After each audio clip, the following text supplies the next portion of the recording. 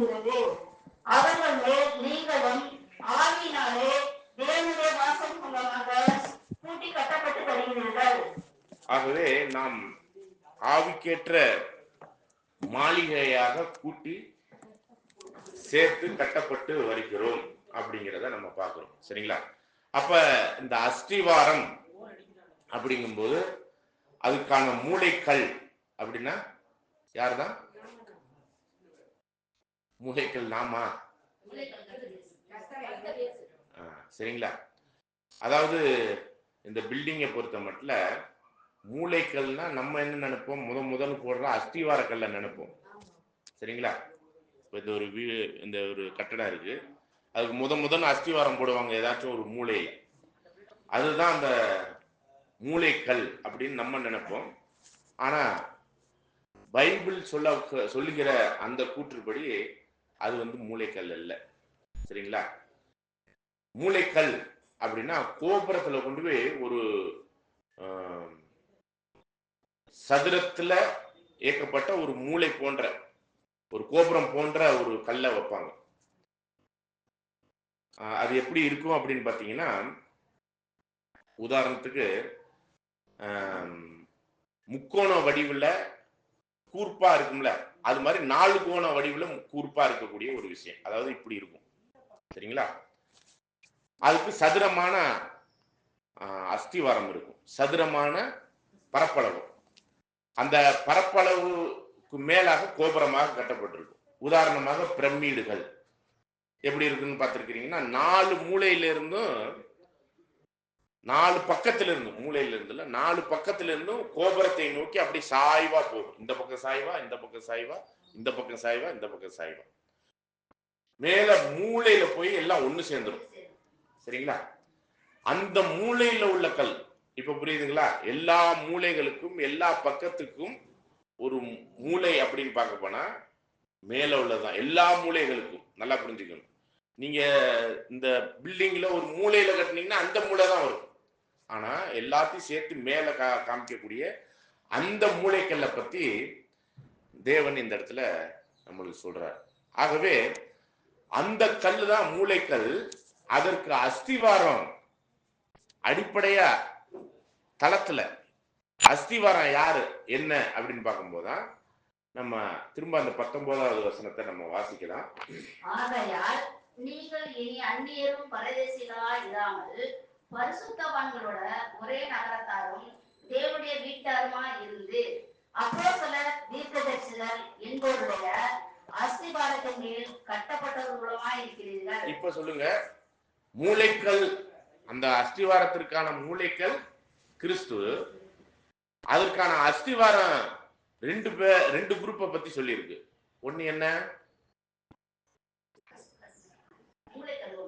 மூளைக்கல்ல விட்டுருங்க, அது இல்லாம இன்னும் 2 குரூப்பை சொல்லி இருக்கு. நம்மளே சொல்லலாம். அப்போஸ்தலர் ஒரு அஸ்திவாரம், தீர்க்கதரிசிகள்ங்கிறது ஒரு அஸ்திவாரம். சரிங்களா? இப்ப இந்த 2 அஸ்திவாரத்தின் மேல் யார் கட்டப்பட்டு வர்றோம்? திரும்ப படிங்க. அப்போஸ்தலர் தீர்க்கதரிசிகள் என்பவர்களுடைய அஸ்திவாரத்தின் மேல் கட்டப்பட்டு வர்றோமாய் இருக்கிறீர்கள். பாருங்க, அவர்கள் மேல் யார் கட்டப்பட்டு வர்றோம்? அவர் மூளை மேல கடைசியில தான், மேலதான் அந்த மூளைக்கல்ல வைப்பாங்க. இங்க இருந்து கட்டிட்டு போனா இந்த சுவரெல்லாம் சாய்வா எழுப்பி கொண்டு போவாங்க. இப்படி கொண்டு போய் மூளையில கொண்டு போய் தான் அந்த மூளைக்கல்ல வைப்பாங்க. நல்லா புரிஞ்சுக்கணும். ஆனா அஸ்திவாரம் யாரு? அப்போஸ்தலர்கள், தீர்க்கதரிசிகள். அந்த அஸ்திவாரம் ஸ்ட்ராங்கா இருக்கணுங்கிறது தான் தேவன் நம்மளுக்கு திரும்பவும் சொல்றாரு. அப்ப அந்த அஸ்திவார போதனைன்னு ஒண்ணு இருக்கு. சரிங்களா? அஸ்திவார போதனைன்னு இருக்கு. அதுல நம்ம தெளிவா இருக்கணும். அந்த அஸ்திவாரத்தை போடுவதற்கு, அந்த போதனையின் மேல் அஸ்திவாரத்தை போடுவதற்கு நம்மளுக்கு என்ன தேவை அப்படின்னு பாத்தீங்கன்னா, அப்போஸ்தலர், தீர்க்கதரிசிகள் என்ற அஸ்திவாரத்தின் மேல் நாம் கட்டப்பட வேண்டும். அப்ப அவங்களும் கற்கள் தான், மூளைக்கல்ல கிறிஸ்துவும் கல்லு தான், அப்போஸ்தலரும் அஸ்திவாரத்துல அவங்க ஒரு கற்கள், தீர்க்கதரிசிகளும் அதன் மேல் கட்டப்படுகிற கற்கள். அதன் மேல் நாம் என்ன பண்ணப்படுறோம்? கட்டப்பட்டு வர்றோம் அப்படிங்கிறதான் சொல்லப்படுது. இதுக்கு உச்சியில தான் யாரு வைக்கப்பட போறது? அந்த கோபுரம் தான் யாரு? கர்த்தராகிய கிறிஸ்து. சரிங்களா? அப்ப அந்த கல் ஆல்ரெடி ரெடி ஆயிடுச்சு. எப்ப ரெடி ஆயிடுச்சு தெரியுமா? அதாவது ஒரு வீடே கட்டுறோம், செங்கக்கல்ல விட்டுடலாம். அந்த மலைகள்லாம் பேத்து முண்டுக்கல்ல எடுத்துட்டு வருவாங்க, பார்த்துருக்கிறீங்களா? முன்னாடி எல்லாம் முண்டுக்கல்ல வீடு கட்டினா ஸ்ட்ராங்கா இருக்கும். அது மாதிரி இப்ப கட்டுறது இல்லை. முண்டுக்கல்ல யாருமே வீடு கட்டுறது இல்லை. இப்ப முன்னாடி கட்டப்பட்ட கட்டடங்கள்லாம் முண்டுக்கல்லை வச்சுதான் கட்டுவாங்க. பெரிய பெரிய கல்லையும் வைப்பாங்க, சின்ன சின்ன கல்லையும் வைப்பாங்க. பெரிய கோயில்லாம் என்னது செங்கக்கல்லையா கட்டி இருக்கிறாங்க? தஞ்சாவூர் பெரிய கோயில் பார்த்திருக்கிறீங்களா? எல்லாமே பெரிய பெரிய கல். சரிங்களா? பெரிய பெரிய கல்னா இந்த பில்டிங் சைஸ்ல கூட கல். சொல்லுங்க. மலைகள்ல பேர்த்து அங்கேந்து கொண்டு வந்து அந்த மாதிரி கட்டடங்களை கட்டுவாங்க. இப்ப சிமெண்ட் செங்கல் வந்ததுனால இப்ப கட்டிக்கிட்டு இருக்கிறாங்க. அது அல்ல. அப்ப அந்த முண்டுக்கல் அப்படின்னு சொல்ற அந்த பெரிய திடமான கற்கள்லாம் எங்க இருந்தா பெயர்க்கப்படும்? மலையிலிருந்து பெயர்க்கப்படும். சரிங்களா? அது எங்கேயோ ஒரு பகுதியில் இருக்கும் மலை. இப்ப நம்ம கட்டுறதுன்னா வீடு எங்க கட்டுவோம்? நம்ம இருக்கிற இடத்துல கட்டுவோம். அப்படி நம்மளுடைய அஸ்திவாரத்திற்குரிய மூளைக்கல் 2000 வருஷத்துக்கு முன்னாடியே ரெடியாகி வைக்கப்பட்டிருக்கு. கோபுரத்துல வைக்க வேண்டிய கல் ஆல்ரெடி ரெடியாகி வைக்கப்பட்டிருக்கு. ஆனா அப்போஸ்தலர்கள் தீர்க்கதரிசிகள்ங்கிற கல் தொடர்ந்து அதுவும் ரெடி ஆயிடுச்சு. அதுவும் அஸ்திவாரம் போட்டாச்சு. இதுக்கு மேல நாமெல்லாம் ஒவ்வொரு தனித்தனி கற்களாக ரெடி ஆகணும். இதுதான் ரொம்ப முக்கியமான ஒரு விஷயம். நாமெல்லாம் தனித்தனி கற்களாக ரெடி ஆகணும். அதுல ஒரு சின்ன பீஸா கூட இருக்கலாம், ஏதாச்சும் ஒரு சின்ன கேப்ல போய் உட்கார்ற மாதிரி, இல்லையா? இல்லைன்னா பெரிய கற்களா இருக்கலாம், இல்லைன்னா ஓரளவு ஒரு அடி நீளத்துக்குரிய கல்லா இருக்கலாம். ஆனா ஒரு கல்லுக்கும் இன்னொரு கல்லுக்கும் நடுவுல சரியான செட்டிங் ஆனாதான் என்ன பண்ணுவாங்க? ஒண்ணு சேர்த்து வைப்பாங்க. அப்ப ஒரு கல் இன்னொரு கல் சேர்த்தாச்சு. அப்ப மூணாவது கல் அதுக்கு தகுந்த மாதிரி அதை என்ன பண்ணணும்? செதுக்கணும், வெட்டணும், அதுக்கு ஒருவேளை பாலிஷ் கொடுக்கணும். அதுக்கப்புறம் கொண்டாந்து அதை சேர்ப்பாங்க. ஒரு சிலது வந்து கொஞ்சம் கரடு முரடாக இருக்கும். அதெல்லாம் என்ன பண்ணணும்? செதுக்கி பாலிஷ் கொடுக்கணும். அப்ப அந்த கல்லுனா அப்போஸ்தலர்கள் தீர்க்கதரிசிகள்னு அஸ்திவார கல்லா பார்த்துட்டோம். அது வந்து பெரிய பெரிய கல்லா இருக்கும். சரிங்களா? அதுக்கு மேல வைக்கப்படுறதுதான் என்னது? அது அதோட பெருசா இருக்கும். மூளைக்கல்ங்கிறது அதோட பெருசா இருக்கும். இடையில தான் நாம் கற்களாக கட்டப்படுறோம். அப்ப சின்ன சின்ன கற்களாக நம்ம இருக்க போறோம். அப்ப சின்ன சின்ன கற்களா இருக்கிற நம்ம எங்க இருந்து தான் பேர்த்துப்பட்டு வரணும்? மலையில இருந்து தான் பேர்த்துட்டு வரணும். சரிங்களா? எங்க இருந்து பேர்த்துட்டு வரணும்? மலையில இருந்து தான் பேர்த்துட்டு வரணும். அப்ப மலை அப்படின்னாலே உங்களுக்கு என்ன தெரியும் சொல்லுங்க? மலை பெய்கிற மலை இல்ல, பாறை போன்ற மலைய ஆவிக்குரிய ரீதியில நம்ம என்ன சொல்லணும்? மலைனா என்ன? மலைனா மலை, மலை. பாறை என்றால் கிறிஸ்து நிச்சயமா. அதுதான் அந்த மூளைக்கல்லுக்கான பாறை. சரிங்களா? மலை யெகோவா தேவன்.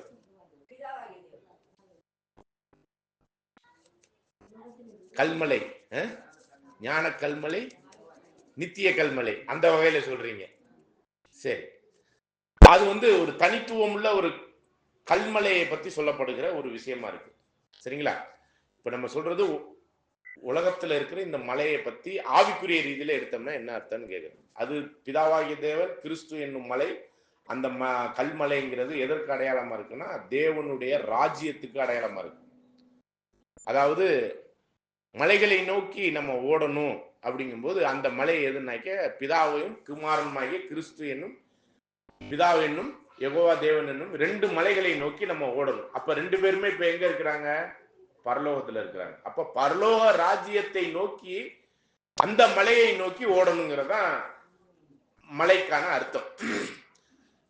அப்ப இந்த உலகத்துல இருக்கிற மலையில இருந்து தான் நம்ம பெயர்க்கப்பட்டு கல்களாக சேர்க்கப்படுறோம். அப்ப இந்த உலகத்துல இருக்கிற அந்த மலையை பத்தி நம்ம என்ன சொல்லலாம்னு கேட்கிறேன். நான் பரலோகத்துல இருக்கிற கிறிஸ்து பிதா அப்படிங்கிற அந்த மலையை பத்தி பேசல. இந்த உலகத்துல இருக்கிற மலையில இருந்து தான் நாம் பேர்க்கப்பட்டு அதுல ஒரு கல்லா வந்து எங்க உட்காரணும்? இப்ப இந்த பில்டிங்ல உட்காரணும். தேவன் ஏற்பாடு பண்ணுகிற அந்த மாளிகையில ஒரு கல்லா உட்காரணும். அதுல அப்போஸ்தலர்கள், தீர்க்கதரிசிகள், அஸ்திவார கற்கள். அதற்கு மேல நம்ம கட்டப்படணும்னா நம்ம எங்க இருந்து தான் பேர்க்கப்பட்டு வரணும்? இந்த உலகத்தில இருந்து. எங்க? பாபிலோன். நம்ம என்ன சொல்ல போனோம்னா பாபிலோன் அப்படிங்கிற அல்லது இந்த உலகத்தின் ராஜ்யத்தில் இருக்கக்கூடிய, மலைனாலே என்ன அர்த்தம்? ராஜ்யம். சரிங்களா? அது பரலோக ராஜ்யமா இருக்கலாம், இல்ல பூலோக ராஜ்யமா இருக்கலாம். மொத்தத்துல மலைனாலே என்ன அர்த்தம்? ராஜ்யம். அப்ப பரலோக ராஜ்யம்னா இங்க பிதாவும் கிறிஸ்துவும், நித்திய கல்மலை பிதாவாகிய யெகோவா தேவன், ஞான கல்மலை கிறிஸ்து, அவங்களை நோக்கிய ஒரு பயணத்துக்கு, பரலோகத்துக்கு கூடிய பயணத்துக்கு இப்ப உலகம் என்னும் ராஜ்யமாகிய இந்த மலையிலிருந்து பேர்க்கப்பட வேண்டும். புரியுதுங்களா? பேர்க்கப்பட்ட அதுல ஒரு கல்லா வந்து நம்ம இந்த அவர் கட்டுகிற அந்த மாளிகையில, தேவனுடைய வீடா இருக்கக்கூடிய அந்த மாளிகையில ஒரு கல்லா மாறணும். அப்படின்னா அப்ப மலையிலேருந்து பேர்த்தா அந்த கல் எப்படி பேர்க்க முடியும்? நீங்க சொல்லுங்க. பேர்க்கிறதுக்கான வழிமுறைகள் என்ன இருக்குன்னு சொல்ல முடியுமா? மலையிலேருந்து ஒரு சில கற்களாக நம்ம பேர்க்கப்பட்டு தான் பரலோகத்திற்குரிய மலையாகிய நித்திய கல்மலை, ஞான கல்மலை, அப்படிப்பட்ட கல்லோடு சேர்ந்து நம்ம ஒரு மாளிகையாக மாறப் போறோம். கிறிஸ்து என்னும் ஞான கல்மலை. ஞான கல்மலையாய் கிறிஸ்துவுக்கு தலை, கிறிஸ்துவுக்கு தலை பிதா யெகோவா தேவன் என்னும் நித்திய கல்மலை. அப்ப அந்த ஞான கல்மலை ரெடி ஆயிடுச்சு. இந்த பூமியில வந்து ரெடி ஆகி 2000 வருஷத்துக்கு முன்னாடி ரெடி ஆகி பரலோகம் போயிடுச்சு. ஓகேங்களா? அவர் பரலோகத்திலிருந்து நம்மளை பார்த்துக்கிட்டு இருக்காரு, எப்படா நீங்க எல்லாம் ரெடி ஆகி வருவீங்க அப்படின்னு. அப்படிங்கும்போது அவர் ஒரு சில கற்களை அவரே ரெடி பண்ணிட்டு போனார். என்னது? அப்போஸ்தலர்கள் என்னும் அஸ்திவார கற்களை ரெடி பண்ணிட்டு போனார். அதை தொடர்ந்து தீர்க்கதரிசிகள் அப்போஸ்தலர்கள் மேல் கட்டப்பட்ட அஸ்திவாரங்கள். அப்போஸ்தலர்கள், தீர்க்கதரிசிகள் என்பது அஸ்திவாரம். இது இருக்கிறது தெரியாது. ஆனா அந்த பில்டிங்கே தாங்கி இருக்கிறது எதுதான்? அப்போஸ்தலர்கள், தீர்க்கதரிசிகள்ங்கிற இந்த அஸ்திவார கற்கள். இதன் மேலதான் வெளியில தெரிகிற மாதிரி யார் இருக்கிறா? நாமெல்லாம் அந்த ஜீவனுள்ள கற்கள். நாம எங்க இருந்து பேர்க்கப்படணும்? மலையிலிருந்து பேர்க்கப்படணும். எந்த மலை? உலகத்தில் உள்ள மலை. பரலோகத்தில் உள்ள மலையில நம்மளாம் எங்க இருந்து வந்திருக்கிறோம் சொல்லுங்க? உலகத்துல. ஒரு சில பேர் நீங்க உலகத்துல ஒரு ஹிந்துவா இருந்திருக்கலாம், இல்ல கடவுளே இல்லைன்னு சொல்றவங்களா இருக்கலாம். நீங்க சொன்ன மாதிரி பாபிலோன், அதுவும் ஒரு மலை தான். பாபிலோன்கிறது ஒரு ராஜ்யம் தான். அப்ப பாபிலோன்கிறது என்ன அடையாளம்? ஆவிக்குரிய ரீதியில பாபிலோனுக்கு நீங்க சொன்னீங்களே, அதற்கு என்ன அடையாளம்? பாபிலோன் சொன்னீங்களே, பாபிலோன்ல இருந்து வந்திருக்கிறோம். உலகம்ங்கிறது உலகம். பாபிலோனுக்கு வேற ஒரு அடையாளம் இருக்கு. பாபிலோன் எகிப்தா? எகிப்துங்கிறது காரிருள், உலகம். காரிருள் உலகத்திலிருந்து வந்திருக்கிறோம். ஆனா இந்த உலகத்துல பாபிலோன்னு தனியா ஒண்ணு இருக்கு. பாபிலோன் என்பது தனியா ஒண்ணு இருக்கு. இந்த பாபிலோன்ல தான் நீங்க வரலாற்றுல போய் பாத்தீங்கன்னா இஸ்ரேல் ஜனங்கள் 70 வருஷம் அடிமைகளாக நாடு கடத்தப்பட்டார்கள். அதாவது அங்க 70 வருஷம் அவங்க என்ன பண்ணாங்கன்னா சிறைப்பிடிக்கப்பட்டார்கள். அங்கேருந்து விடுதலையாகி வரக்கூடிய ஒரு விஷயத்துலதான் அந்த பாபிலோன்ல இருந்து இப்ப யார் வர்றா? நம்ம திரும்ப ஜெருசலேமுக்கு நம்ம வர்ற மாதிரி, அதாவது இஸ்ரேல் ஜனங்கள் இஸ்ரேலுங்கிற சொந்த தேசத்துக்கு வர்ற மாதிரி நாமெல்லாம் பாபிலோன்கிற இடத்துல இருந்து விடுதலையாகி எங்க வந்துகிட்டு இருக்கிறோம்? ஆவிக்குரிய இஸ்ரேலுங்கிற அந்த இடத்துக்கு வந்துகிட்டு இருக்கிறோம். ஆவிக்குரிய இஸ்ரேலுக்கு மூளைக்கல் யாரு? கிறிஸ்து. அஸ்திவார கற்கள் யாரு? ஆவிக்குரிய இஸ்ரேலுக்கு அப்போஸ்தலர்கள், தீர்க்கதரிசிகள். சரிங்களா? இப்ப இடையில இருக்கிற இந்த கற்கள் எல்லாம் இந்த உலகத்திலிருந்து, இந்த உலகத்தின் ராஜ்யத்திலிருந்து தான் வருதுங்கிறத நம்ம பார்த்துட்டோம். அதுல நம்ம எல்லாம் பாபிலோன்கிற ராஜ்யத்திலிருந்து வந்திருக்கிறோம் நீங்க சொன்னது. ஆனா பாபிலோன்னா என்னன்னு தெரியாம இருக்கிறது எப்படி? அது கானான் தேசமா? கானான் தேசங்கிறது பரலோகம். எகிப்து தேசங்கிறது காரிருளாகிய உலகம். அது ஒரு அது தனி உலகமா? உலகத்திலே அது ஒரு உலகம் அப்படி வேணா சொல்லலாம் முடிஞ்சு, தனி உலகம்லாம் இல்லை. சரி, பாபிலோன்ங்கிறது ஒரு வசனம் கொடுக்குறேன், நீங்க படிச்சு அதுல இருந்து கண்டுபிடிக்க பாருங்க. வெளிப்படுத்தின விசேஷம் 18ஆம் அதிகாரம் 1 2 வசனம் வரை இந்த பாபிலோன் அப்படிங்கிறத பத்தி சொல்றாரு. ஆமா, இவைகளுக்கு பின்பு வேறொரு தூதன் மிகுந்த அதிகாரமுடையவனாய் வானத்திலிருந்து இறங்கி வர கண்டேன். அவனுடைய மகிமையினால் பூமி பிரகாசம் ஆயிற்று. அவன் பலத்த சத்தமிட்டு மகாபாபிலோன் விழுந்தது விழுந்தது. மகாபாபிலோன் விழுந்தது. அதை பத்தி அதே அதிகாரத்துல நீங்க படிச்சுட்டு வந்தீங்கன்னா, அதை வந்து எந்திர கல்ல கட்டி கடல்ல போட்டாச்சு. அப்ப கடல்னா என்ன? உலகத்தின் துன்மார்க்கமா வாழ்ந்து கொண்டிருக்கிற ஜனங்களோட ஜனமா போய் அழிஞ்சு போயிருந்து போட்டாச்சான். அது விழுந்தது அப்படின்னா அது பெரிய கோபுரம் மாதிரி ஒரு பெரிய மலை மாதிரி இருந்திருக்கு. அது விழுந்தது விழுந்ததுன்னா 2 வகையில விழுந்திருக்குன்னு அர்த்தம்.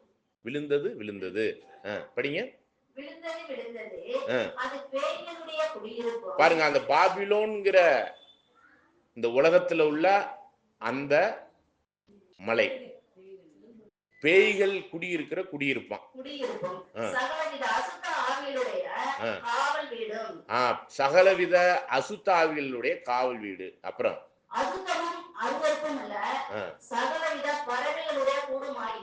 அப்ப பறவைகள்னா தேவதூதர்கள்.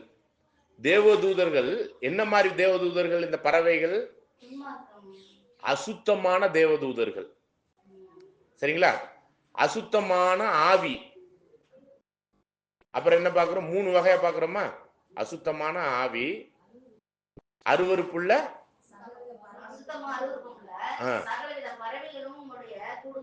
கூடு, தங்கி இருக்கிற கூடு. அப்ப இது வந்து சாத்தான், விழுந்து போன தூதர்கள் தங்கி இருக்கிற ஒரு கூடாரம் தான் பாபிலோனு. பாபிலோன் என்ன? இப்ப சகலவித அசுத்தமான ஆவி, சாத்தான் காவல் வீடும், அங்கே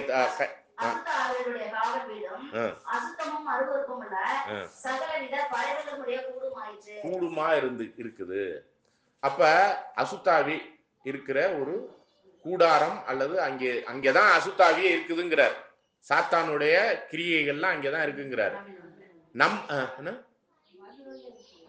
அத பாபிலோன்ல இருக்குன்னு சொல்றாரு. இப்ப நம்மளுக்கிட்ட என்ன ஆவி இருக்கு? பரிசுத்தாவி இருக்கு, தேவனுடைய ஆவி இருக்கு. அங்கே என்ன இருக்குன்னு சொல்றாரு? அசுத்தாவி, விழுந்து போன தூதர்கள், சாத்தானுடைய ஆவி அங்க இருக்கு. இப்ப நம்மள்கிட்ட என்ன இருக்குன்னு சொல்றோம்? தேவனுடைய ஆவி, பரிசுத்தாவி இருக்குன்னு சொல்றோம். அப்ப நம்ம அங்கதான் இருந்தோமா? அந்த பாபிலோன்ல தான் இருந்தோமா? அந்த பாபிலோன் வந்து விழுந்ததுன்னு சொல்லும்போது அழிவுக்குள்ள போகுது. அது அசுத்தாவிகளுடைய கூடா இருக்குது அப்படின்னு சொல்லும் போதுதான். தொடர்ந்து வாசிங்க. அவனுடைய வேசித்தனத்தின் உக்கிரமான மதுவை எல்லா சாரிகளும் குடித்தார்கள். யாருடைய?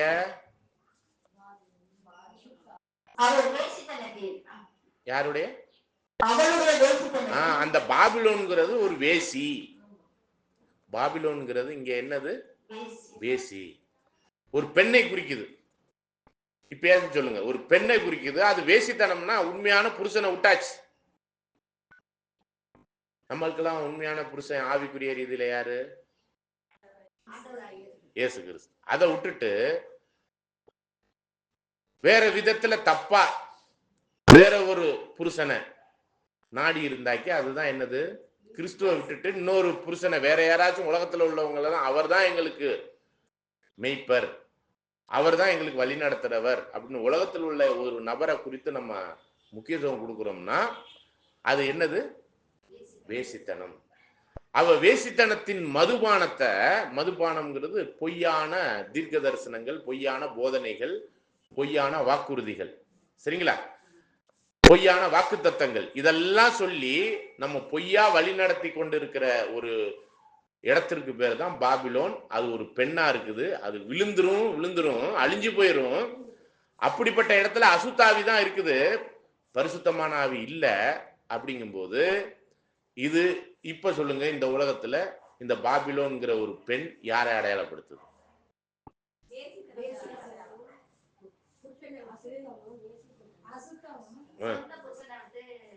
சொந்த புருஷன் கிறிஸ்துவை விட்டுட்டு வேற ஒரு நபர்களை, அந்நிய தெய்வங்களை அப்படி கூட எடுத்துக்கோங்க. அப்படி போகக்கூடிய ஒரிஜினல் புருஷன் யாரு?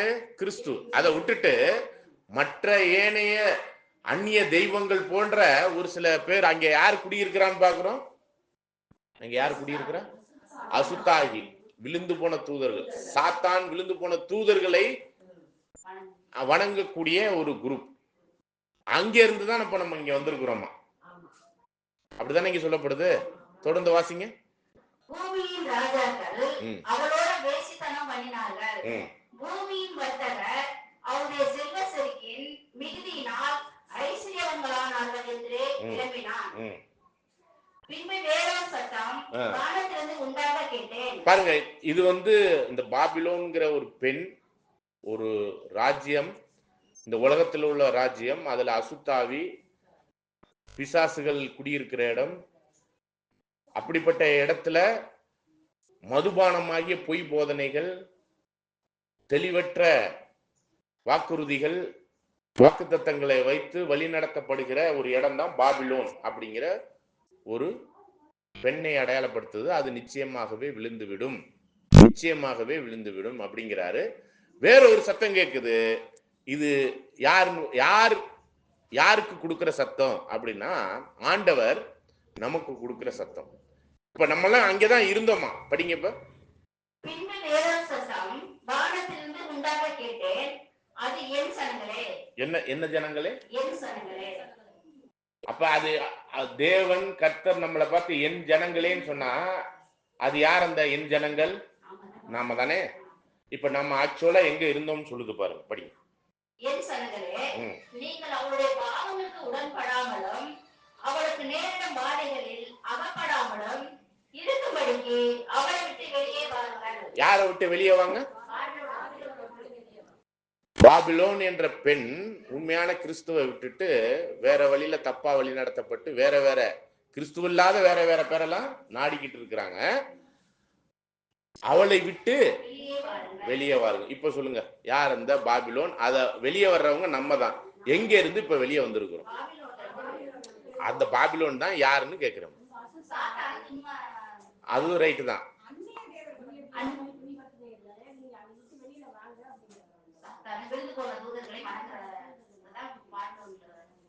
வணங்குற ஓகே. அது அது அது என்னன்னா, இந்த உலகத்துல இருக்கிற கிறிஸ்தவ மண்டலம், ஆர்சி புரோட்டஸ்டாண்ட் மத்தியில அதுதான் என்னது? விழுந்தது ரெண்டும் விழுவணும். அவைகள் மத்தியில தானே நம்மளாம் இருந்தோமா இல்லையா? அங்கிருந்து வந்துட்டீங்களா? அதுதான் பாபிலோன். அது ஏன் பெண்ணாக சொல்லப்பட்டிருக்கு? பெண்ணுனாலே அடையாளம் என்ன? பெண்ணுன்னா அடையாளம் என்னன்னு கேக்குறேன். பெண் ஒரு ஆண் பெண், கணவன் மனைவிங்கிறப்ப கணவன் கிறிஸ்துவா இருந்தா பெண் யார அடையாளப்படுத்து? சபை. புரியுதுங்களா? சபை. அப்ப இந்த பாபிலோன்ங்கிறது சபையை அடையாளப்படுத்துது. எந்த சபைய? பொய்யான அசுத்தாவிகளால் வழிநடத்தப்படுகிற பொய் போதகத்தின் மத்தியில மாட்டிக்கொண்டிருக்கிற அந்த சபைகள். அந்த சபைகள் மத்தியில இருக்கிற என் ஜனங்களே, அவளை விட்டு வெளியே வாருங்க. அப்படிங்கிறப்பதான் இந்த உலகம் என்னும் ராஜ்யத்துல பாபிலோன்கிற மலையும் இருக்குது, இந்த உலகத்துல அநேக ராஜ்யங்களும் இருக்குது. அவைகள்ல இருந்து பேர்க்கப்பட்ட கற்கள் தான் யாருப்ப? அப்ப இந்த உலகம் என்னும் இந்த ராஜ்யத்துல பாபிலோன் என்ற பேர் கிறிஸ்தவ மார்க்கத்தின் அந்த ராஜ்யங்கள் மத்தியில, அந்த ஆளுகைகள் மத்தியில அங்கிருந்து பேர்க்கப்படுகிற கற்கள் தான் எங்க வரும்? ஆவிக்குரிய இஸ்ரேல் ஆகிய கானான் தேசம், பரலோகத்துக்கு உரிய ஜீவனுள்ள கற்களை போல ரெடியாகும். அப்ப நம்மளுடைய அஸ்திவாரம் யாரு? தீர்க்கதரிசிகள். மூளைக்கல் யாரு? அப்ப மூளைக்கல் மேல இருக்கும், கோபுரத்தின் மேல. அஸ்திவார கற்கள் அப்போஸ்தலர்கள், தீர்க்கதரிசிகள் கீழே இருக்கும்.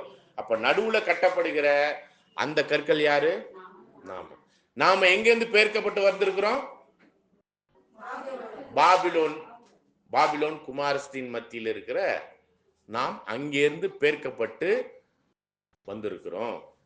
அங்கே பேர்க்கப்படும் பொழுது அந்த பாபிலோன் குமாரஸ்தி 2 பேர் இருக்கிறாங்க. பாபிலோன் ஒண்ணு, பாபிலோன் குமாரஸ்தி. அப்ப பாபிலோன்னா ஒரு பெண்ணை அடையாளப்படுத்துது. பெண்ணுனாலே என்ன? சபை. அந்த சபை அதிலிருந்து பிறந்த குமாரஸ்திகள். அந்த சபை ஒரு சபை பெத்தெடுத்த மற்ற அநேக குமாரஸ்திகள்னா என்னது? மற்ற அநேக பெண்கள். அப்படித்தானே அர்த்தம்? ஒரு பெண் இருக்கு, தாய் மாதிரி. அந்த தாய்கிட்ட இருந்து பிறந்த மற்ற பெண்கள். அதனால பாபிலோன் மற்றும் பாபிலோன் குமாரஸ்தியின் மத்தியில் ஒரு குரூப் இருக்கிறாங்க. அதுதான் ஜீவனுள்ள கற்கள். அந்த கற்கள் மட்டும்தான் இங்கிட்டு வரணும். பாபிலோன் குமாரஸ்தியோ வர வேண்டாம். சரிங்களா? வெளிப்படுத்தின விசேஷம் 17ஆம் அதிகாரத்துல 1, 2, 3, 4 வசனத்தை வாசி. 17:1 வசனம். 7 கலசங்களுடைய அந்த 7 தூதரில் ஒருவன் வந்து என்னோட பேசி, நீ வா, திரளான தண்ணீருக்கு மேல் உட்கார்ந்து இருக்கிற மகாவேசியோட பூமியின் ராஜாக்கள் வேசித்தனம் பண்ணினாங்களே. பாருங்க, மகாவேசியா ஒருத்தி. அந்த மகாவேசி தான் பாபிலோன்னு சொல்லி பார்த்தோம் 18ஆம் அதிகாரத்துல. இங்க என்ன சொல்லப்படுது? தண்ணீர்கள் மேல் உட்கார்ந்து இருக்கிற மகாவேசி. அப்ப தண்ணீர்னா என்னது? இந்த இடத்துல அதே சத்தியம்னு ஒண்ணு இருக்கு. ஆனா இன்னொரு அதே அதிகாரத்துல 15வது வசனத்தை படிங்க. இந்த தண்ணீர்னா என்னன்னு பாருங்க. அவன் என்னை நோக்கி, அந்த வேசி உட்கார்ந்து இருக்கிற தண்ணீர்களை கண்டாயே, அவைகள் ஜனங்களும் கூட்டங்களும் சாதிகளும் வாசைக்காரமாம். அப்ப இந்த உலகத்தில் உள்ள எல்லா ஜனங்களும் அந்த வேசி ஜனங்கள் மேல இந்த வேசி உட்கார்ந்து இருக்கு. புரியுதுங்களா? அப்ப வேசினாலே யாரு? ஒரு பெண். வேசினாலே யாரு? ஒரு பெண். உண்மையான புருஷனாகி கிறிஸ்துவை விட்டுட்டு பொய்யான இந்த உலகத்தின் ராஜாக்களை தன்னுடைய புருஷர்களா வைத்துக் கொண்ட ஒரு பெண். உண்மையான புருஷராகிய கிறிஸ்துவை விட்டு பொய்யான இந்த உலக ராஜாக்கள்னா அந்த சபையை வழி நடத்துறவங்க யாரு? ஒவ்வொரு சபையும் வழி நடத்துறவங்க யாருன்னு பாஸ்டர் மற்றும் ஃபாதர்கள். அவங்க தான் ராஜாக்கள். அந்த சபைக்கு அவங்க தானே ராஜா. வேற யாரும் ராஜா இருக்கிறாங்களா?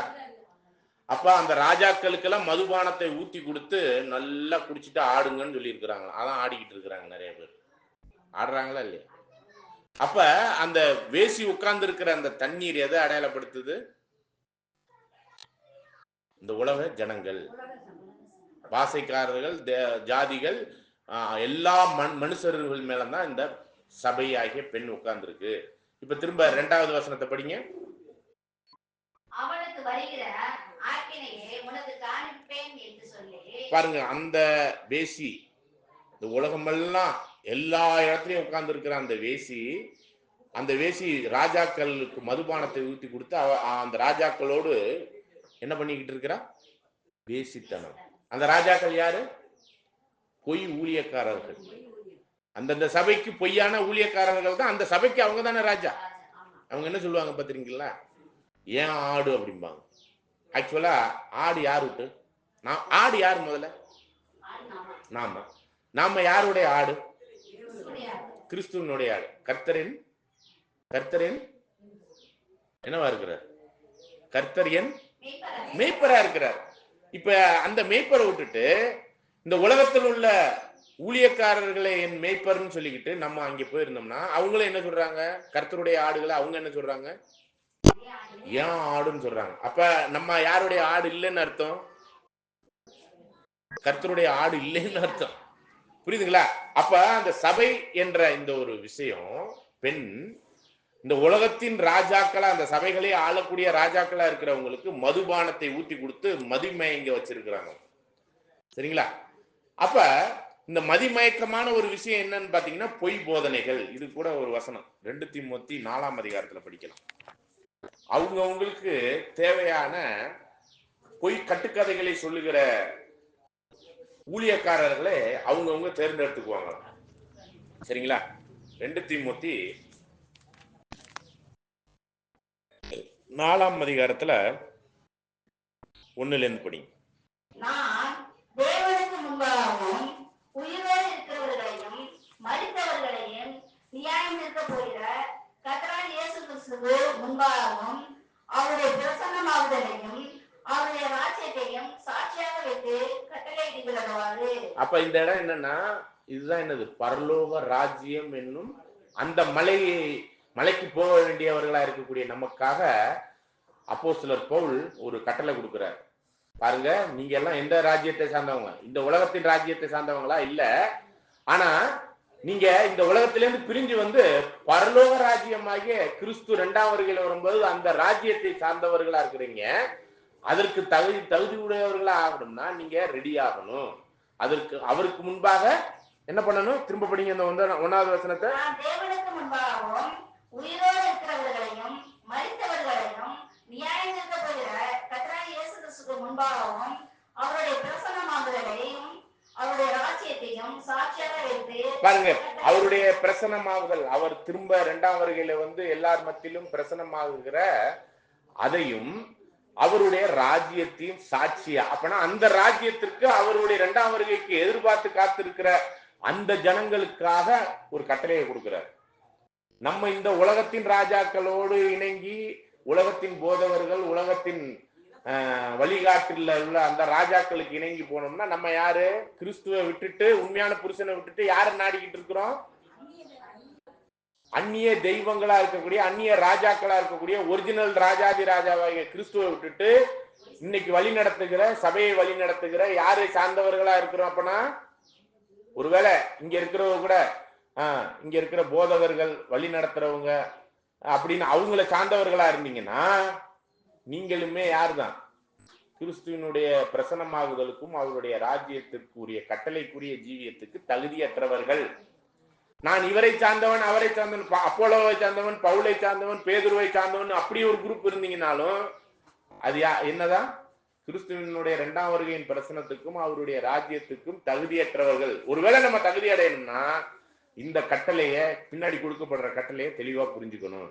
படிங்க. இப்ப சமயம் வாய்த்தாலும் வாய்க்காவிட்டாலும் ஜாக்கிரதையாக திருவசனத்தை பிரசங்கம் பண்ணு. நம்ம ஜாக்கிரதையா எதை மட்டும் போதிக்கப்பட்டிருக்கணும் அப்படின்னா சத்திய வசனத்தை, தெளிவான சத்திய வசனம். அதுதான் என்னது? மனுஷன் அப்பத்தினால் அல்ல தேவனுடைய வாயிலிருந்து வருகிறோம் ஒவ்வொரு வார்த்தையினாலும் ஜீவனோடு இருப்பான். அப்ப திருவசனத்தினால் நாம் போதிக்கப்பட்டிருக்கணும். சரிங்களா? படிங்க. திருவசனத்தை பிரசங்கம் பண்ணு, எல்லா நீடிய சாந்தத்தோடும் உபதேசத்தோடும் கண்டனம் பண்ணி கடிந்து கொண்டு புத்தி சொல்லு. ஒருவேளை இந்த மாதிரி தவறெல்லாம் செய்யறவர்களா இருக்கிறோம்னா நம்ம கண்டனம் பண்ணப்பட்டு கடிந்து கொள்ளப்பட்டு புத்தி சொல்லப்படும் போது நம்மளுக்கு என்னவா தோணும்? என்ன இப்படி போட்டு திப்பிக்கிட்டு இருக்கிறாங்க அப்படின்னு நம்மளுக்கு தோணும். ஆனா இது கண்டனம் நல்ல விஷயம். இப்படிலாம் தப்பா இருந்தோம்னா அதெல்லாம் விட்டுட்டு நம்ம என்ன பண்ணணும்? தேவனுக்கேற்ற ஜீவிகளாக வரணுங்கிறத போதிக்கப்பட்டிருக்கணும். தொடர்ந்து வாசிங்க. இனிமே உள்ளதுதான் நாம் கிறிஸ்துவனுடைய 2ஆம் வருகையின் பிரசனத்துக்கும் அவருடைய ராஜ்யத்துக்கு தகுதியுடையவர்களா இல்லைன்னா நாம இந்த உலகத்தின் வேசியா இருக்கக்கூடிய பாபிலோன் ஒரு வேசி, அந்த வேசி பெத்து போட்ட பெண் பிள்ளைகள் வேசிகள், இவர்களை வழி நடத்துகிற வேசிகளையும் வழி நடத்துகிற ராஜாக்கள், பொய் போதகர்கள், பொய் ஊழியக்காரர்கள், பொய் வழிநடத்தல்காரர்கள், பொய் மேய்ப்பர்கள். பாஸ்டர்னால என்ன அர்த்தம் தெரியுங்களா? பாஸ்டர் அப்படின்னா மேய்ப்பர். அப்ப பொய்யான காரியத்துல சபையை வழி நடத்துகிற பொய் வழிகாட்டும் ஊழியக்காரர்கள் அனைவரை பத்தி தான் இப்ப பார்க்க போறோம். அதுக்கு ஒருவேளை நாம எப்படி இருக்கிறோங்கிறத சொல்லப்படுது. அப்படிப்பட்ட அந்த பொய் போதகர்களை உருவாக்குறதே யார் தெரியுமா? அப்படிப்பட்ட பொய் போதகர்களை உருவாக்குறதே யார் தெரியுமா? படிச்சுட்டு இப்ப நீங்களே சொல்லுங்க.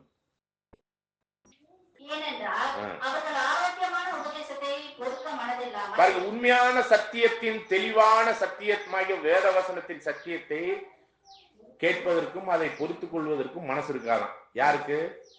யாருக்கு? ஊழியக்காரர்களுக்கு இல்ல, ஊழியக்காரர்களுக்கு இல்ல, மேய்ப்பருக்கு இல்ல, பாஸ்டருக்கு இல்ல, நம்மளுக்கு. நம்ம இந்த சத்தியத்துல அந்த வரிகள் எப்படி சொல்லுதுன்னு பாருங்க. ஆரோக்கியமான உண்மை சத்தியத்திற்கு பொறுக்க மனசு இருக்காது, அதை கேட்கறது கூட மனசு இருக்காது. அப்படிப்பட்டவர்கள் நம்மளுக்குள்ள இருந்தோம்னா நம்ம என்ன பண்ணுவோம்? தொடர்ந்து படிங்க. ஏனென்றால் அவர்கள் ஆரோக்கியமான உபதேசத்தை கொடுக்க மனதில்லாமல் செவித்தினம் உள்ளவர்களாக. அடிக்கடி அந்த வசனத்தை நம்ம படிச்சிருக்கிறோம். செவித்தினம்னா என்னங்க? ஆங்கிலத்துல வேணா அதனுடைய மீனிங் சொல்றேன். Itching years. இச்சிங்னா என்னது? அரிப்பு. இயர்னா காது. காது அரிக்கும் போது நம்ம என்ன பண்ணுவோம் சொல்லுங்க? என்னத்தை வச்சு குடைவோம்? கோழி இறகு. பஞ்ச காட்டிலும் கோழி இறகு. அப்படி கோழி இறகை வச்சு குடையும் பொழுது உங்களுக்கு எப்படி இருக்குன்னு சொல்லுங்க. எப்படி இருக்கும்? பைபிள்ல வசனம் அப்படிதான் இருக்கு. செவித்தினம் உள்ள காது குடையும் போது எப்படி உங்களுக்கு உனக்கையா இருக்கோ அப்படின்னு சொல்றாரு. குடைய குடைய என்ன பண்ணுது? சுகமா இருக்கு. அப்படியே மெய் மறந்து. அப்ப இல்ல உங்கள்கிட்ட வந்து யாரோ அம்மா, சிஸ்டர், பிரதர் அப்படின்னு சொன்னா நீங்க என்ன சொல்லுவீங்க? என்ன சொல்லுவீங்கன்னு கேக்குறேன். என்ன சொல்லுவீங்க? காது குடைஞ்சிக்கிட்டு இருக்கிறே, ரொம்ப சுகமா இருக்கு, உழுவும், கூப்பிட்டாக்கே உழுவும், இல்ல தட்டி இங்க இருங்க அப்படின்னு சொன்னாக்க என்ன சொல்லுவீங்க? ஒண்ணுமே சொல்ல மாட்டீங்களா? சொல்லுவீங்கன்னு சொல்லுவீங்களா? கொஞ்சம் பொறுங்க, கொஞ்சம் பொறுங்க பொறுங்க பொறுங்க பொறுங்க பொறுங்க. ஏன் நீங்க கூப்பிடுறது காட்டிலும் இது எப்படி இருக்கு? ரொம்ப சுகமா இருக்கு. இப்ப ஆரோக்கியமான உபதேசத்தை விட்டுட்டு, அது வேணான்னு விட்டுட்டு செவித்தினம் உள்ளவர்களாய், அப்படின்னா நம்மளுக்கு காதுக்கு எது உனக்கையா இருக்கு, எது கேட்கறதுக்கு உனக்கையா இருக்கு, சரிங்களா? எந்த போதனை கேட்பதற்கு உனக்கையா இருக்கு, எந்த மாதிரியான போதகர்களுடைய போதனை மட்டும் நல்ல இன்ட்ரெஸ்டா இருக்கு, இப்படிலாம் நீங்க நினைச்சு உங்களுக்கு காதை கொடுத்துக்கிட்டு இருப்பீல்ல, கொடுத்துருக்கிறீங்களா இல்லையா? அததான் சொல்றார், செவித்தினம் உள்ளவர்களாய். படிங்க. தங்கள் சுய இச்சையை கேட்ட போதகர்களை தங்களுக்கு திரளாக சேர்த்துக்கொண்டு. அதாவது இந்த போதகர்களை யார் திரளா சேர்த்துக்கிறது? நாமளா? போதகர்களா? போதகர்களா? கொஞ்சம்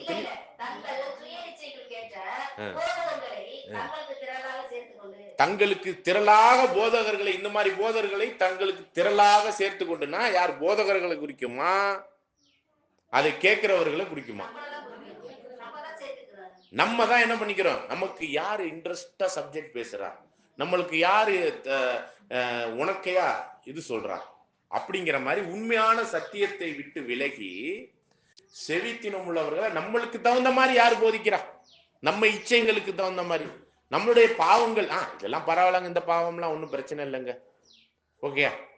அப்ப பாபிலோன்கிற குமாரஸ்தி, பாபிலோன்கிற அந்த பெண் குமாரஸ்திகள், இந்த ரெண்டு குரூப்பையும் வழி நடத்துறவங்க எப்படிப்பட்டவங்களா தான் இருக்கிறாங்க அப்படின்னு பாத்தீங்கன்னா, செவித்தினமா உங்களுக்கு தகுந்த மாதிரி போதிக்கிறவங்க, உங்களுக்கு எப்படி உனக்கையா இருக்குமோ நம்ம செய்யற பாவங்களுக்கு தகுந்த மாதிரி உற்சாகப்படுத்துகிறவர்களாகவும், நீங்க என்ன வேணாலும் செஞ்சுக்கோங்க, இந்த ஒரு பாக்ஸ் இருக்கு, அதுல வந்து எண்ணத்தை ஒத்தி போட்டுட்டு போயிருங்க, காணிக்க தசம பாவத்தை மட்டும் போட்டுட்டு போயிருங்க, நீங்க என்ன பாவம் வேணாலும் பண்ணிக்கலாம், ஆண்டவராய் இயேசு கிறிஸ்துவின் ரத்தம் உங்கள் பாவங்களை மன்னிக்கும் தான்.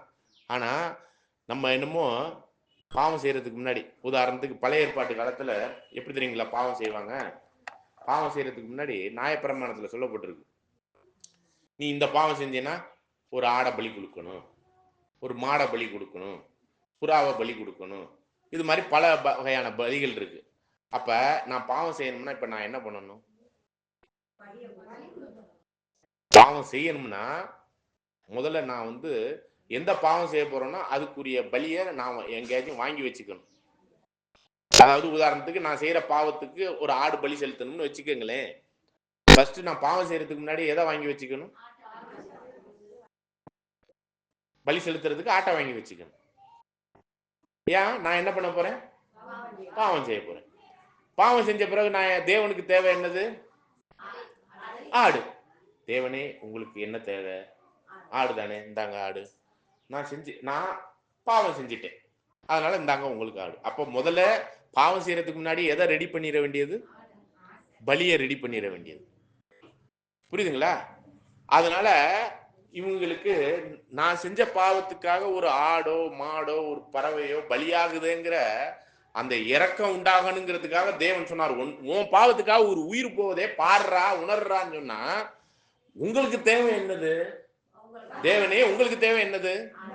ஆடு மாடு புறா இந்தாங்க வச்சுக்கோங்க, நான் என்ன பண்ணிக்கிறேன்? இப்ப பாவத்தை செஞ்சுக்கிட்டே இருக்கிறேன். அப்ப நிறைய பேர் திருடுறவன் என்ன தெரியுமா செய்வான்? தேவனே நான் திருடுறேன், இல்ல கடவுளே, எந்த ஒரு கடவுளா இருக்கட்டும், அது ஹிந்துவா இருக்கட்டும், முஸ்லீமா இருக்கட்டும், கிறிஸ்தவனா இருக்கட்டும், எவனா இருக்கட்டும், கடவுளே நான் என்ன பண்ண போறேன்? ஒரு 1,00,000 திருட போறேன், என்னை காட்டி கொடுத்துறாதே, உங்களுக்கு நான் எவ்வளவு தரேன் திருடுனதுல? இல்ல அவரெல்லாம் அவ்வளவுலாம் கேட்க மாட்டாங்க. கடவுளும் ஒரு 10,000 தரேன், ஓகேயா?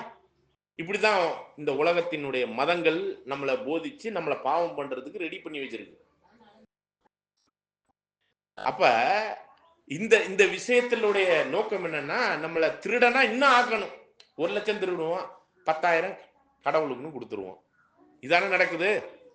ஒவ்வொரு கொலை கொள்ளை குற்றங்களுக்கெல்லாம் பாவ நிவாரணைக்கு எந்த மதமா இருந்தாலும் என்ன பண்ணுதுன்னா, நிவாரணைக்கு நீ என்ன பண்ணு, காணிக்க தசம பாகம் ஆசாரியத்துவத்துக்கான என்னென்ன கொடுக்கணுமோ அதெல்லாம் கொடுத்துரு, உனக்கு எல்லாம் நிவர்த்தி ஆயிரும்.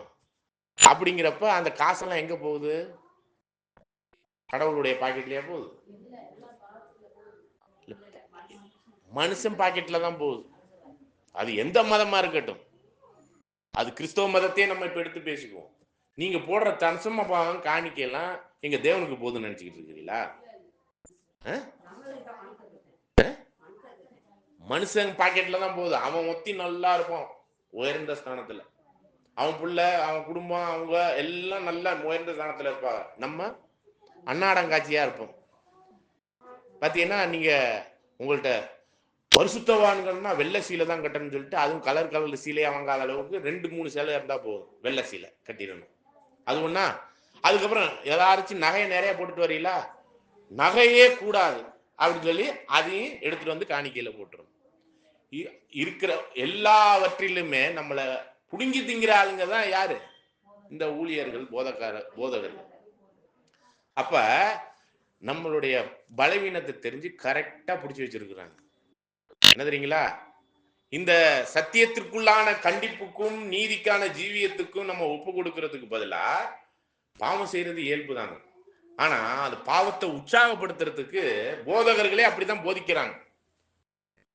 ஒவ்வொரு வாரமும் நம்மளை போதிக்கும் பொழுது நம்ம மனம் திரும்புதலுக்கு எதுவா மனம் திரும்புங்க மனம் திரும்புங்க மனம் திரும்புங்க தான் சொல்றாங்க. சரி, மனம் திரும்பி வந்துட்டேன், இப்ப என்ன பண்ணணும்னு நீங்க என்னைக்காச்சும் கேட்டிருக்கிறீங்களா? மனம் திரும்பிட்டாங்க, அந்த பாவத்தை விட்டுட்டாங்க, இப்ப நான் என்ன பண்ணணும் அப்படின்னு என்னைக்காச்சும் கேட்டிருக்கிறீங்களா? நீங்க மனம் திரும்பிட்டு பாவத்தை விட்டுட்டீங்கன்னா பாஸ்டர்களுக்கு தசம பாகத்துக்கு காணிக்கைக்கே வேலை இல்லை.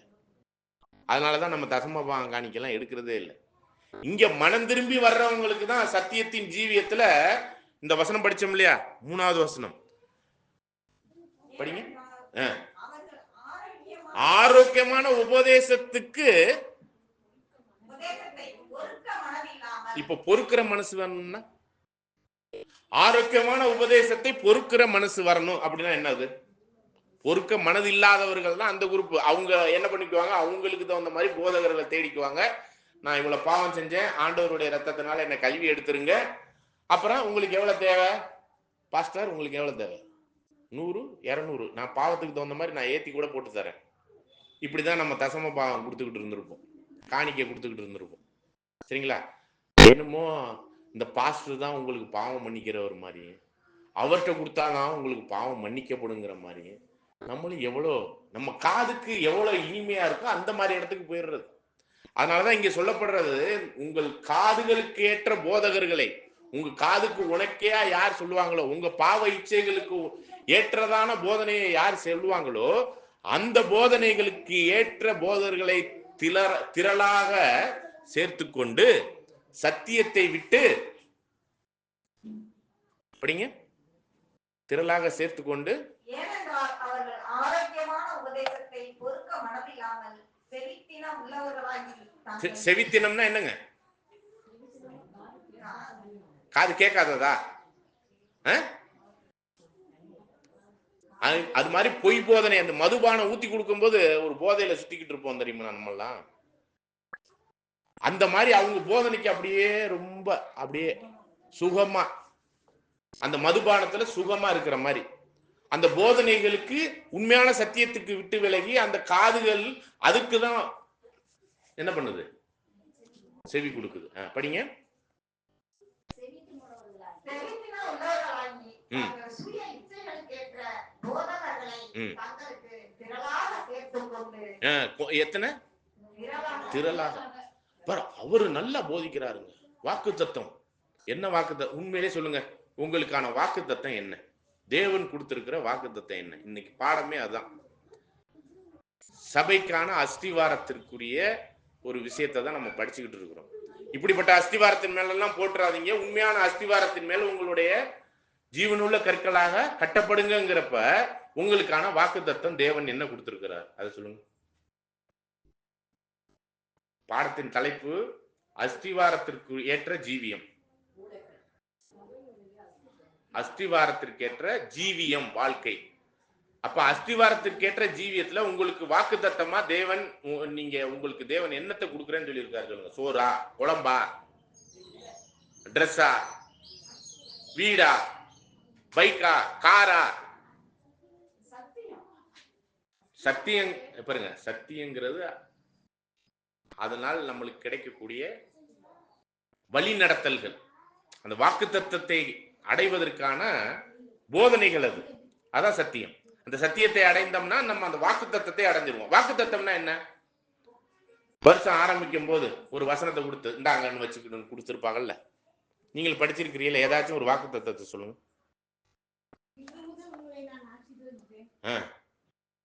ஓகே, இன்று முதல் உங்களை நான் ஆசீர்வதிப்பேன்.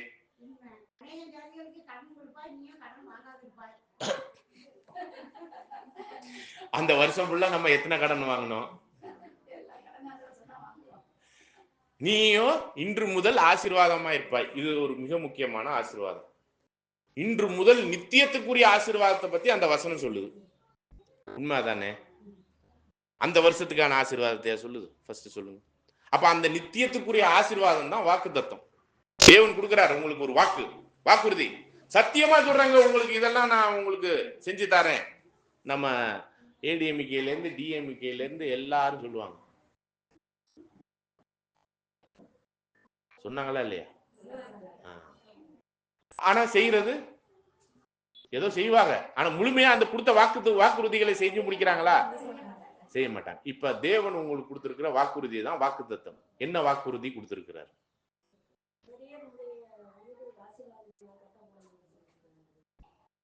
உங்கள் வீடு, சொல்லுங்க சொல்லுங்க சொல்லுங்க. அது ஒரு வாக்கு தத்தம் தான்.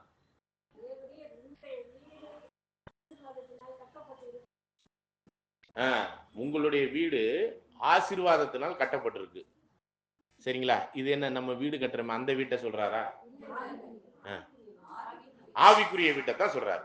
அப்ப இன்று முதல் நீ ஆசீர்வாதமா இருப்பாய். இந்த ஆசீர்வாதம் என்ன? இந்த உலக ஆசீர்வாதத்தை பத்தி சொல்றாரா? ஆண்டவர் என்ன சொல்லிட்டாரு? பறவைகளை பாருங்கள், அவைகள் விதைப்பதும் இல்லை, அவைகளுக்கு சாப்பாடு போடுறவர் நீங்க சாப்பாட்டுக்காக ஆசீர்வாதமா இருங்கன்னு சொல்லுவாரா? ஆண்டவர் கூட சொல்றாரு, இன்று எங்களுக்கு தேவையான அனுதின உணவை எங்களுக்கு தாரும் அப்படின்னு ஜெபம் பண்ண சொல்லியிருக்காரு. சோறை குறித்து சொல்லியிருக்காரா? திங்கிற சோறை குறித்து சொல்லியிருக்கிறாரா? ட்ரெஸ்ஸை பத்தி சொல்லியிருக்கிறாரா? அப்ப இதெல்லாம் இல்ல. அப்ப ஆவிக்குரிய ரீதியில நாம் தான் அவருடைய ஆலயம், அவருடைய வீடு. அந்த வீடு நிரந்தரமாக கட்டப்பட்டு நித்திய வீட்டிற்குரிய ஆசீர்வாதம் எது? பரலோகம். அந்த வீட்டுக்குரிய ஆசீர்வாதத்துல உங்களுக்கு நான் வாக்குத்தத்தம் தர்றேங்கிறார். சரிங்களா? அப்ப அந்த வாக்குறுதிகளையும் அந்த வாக்கு தத்தங்களையும் நம்ம மறந்துட்டு நம்ம பரலோகத்துக்குரிய விசேஷ விதமாய் அந்த கணம், மகிமை, சாகாமைங்கிறதா ரொம்ப முக்கியமான வாக்குறுதி. அதாவது நம்மளுக்கு கொடுக்கக்கூடிய கணம் வந்து இன்னைக்கு நம்ம அட்ரஸே இல்லாத ஆளுங்க. ஆனா வரப்போகிற யுகங்கள்ல கிறிஸ்துவோடு சிங்காசனத்தில் உட்காரக்கூடிய கணம், அது நித்தியத்திற்கான கணம். பிதாவினுடைய வலது பாரசத்துல யார் உட்கார்ந்துருக்கிறா? கிறிஸ்துவனுடைய வலது பாரசத்துல மனவாட்டியா யார் போய் உட்கார போறா?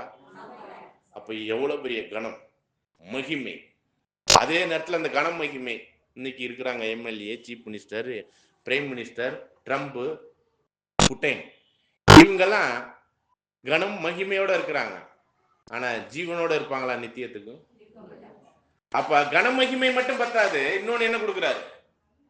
சாகாத்தன்மை, அழியாத்தன்மை, இதையும் கொடுத்து நித்தியத்திற்குரிய ராஜாக்களாக, ராஜாதி ராஜாவினுடைய ராஜாக்கள், நம்மளாம் அவருடைய ராஜாக்களாக, கிறிஸ்துவுக்குள்ளாக ராஜாக்களாக மகிமையோடும் கனத்தோடும் நித்தியத்துக்கு கொடுக்கிறார். நோய் இருக்குமா, நொடி இருக்குமா, எந்த பாவம் இருக்குமா, பரிசுத்தம் நிறைந்த ஒரு இடத்துல நம்மளுக்கு இப்படிப்பட்ட ஒரு ஆசீர்வாதத்தை கொடுக்கிற அந்த வாக்கு தத்தத்தை பத்தி பேசியிருக்கிறார். நம்மளை வழி நடத்துற ஆளுங்கள்லாம் ஆனா கொடுத்தாங்க. அதெல்லாம் தேவன் கொடுக்கிற பரலோகத்துக்குரிய வாக்கு தத்தம். அந்த வாக்கு தத்தத்தை அடைவதற்கான அஸ்திவார கற்களா மாறணும், நம்ம ஜீவனுக்குள்ள ஒப்பு கொடுக்கணும் நம்ம, அப்படிங்கிறதுக்கு தான் இந்த பாடத்தை பார்க்கிறோம். அப்ப இந்த இடத்துல நம்ம சத்தியத்தை விட்டு விலகி அநேக கட்டுக்கதைகளுக்கு சாய்ந்து போகிற காலத்துல இப்படிப்பட்ட ஒரு விஷயத்துல நாம் வஞ்சிக்கப்படாமல் இருக்கணுங்கிறதா இங்க பாக்குறோம். தொடர்ந்து 4வது வசனத்தை படிங்க.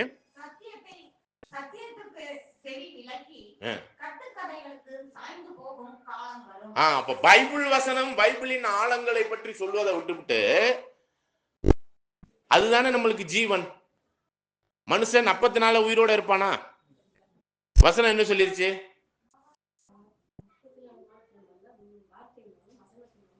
அவருடைய வசனத்தினால் உயிரோடு இருப்பான். அந்த நித்தியத்திற்குரிய ஜீவனுக்கான ஒரு சத்தியத்துக்குள்ளாக நாம் அதை வேணான்னு ஒதுக்குறோமா? ஒதுக்கி விட்டு என்ன பண்றாங்க?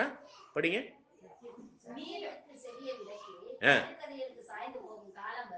கட்டுக்கதை, கதை, கதையில என்ன கதை?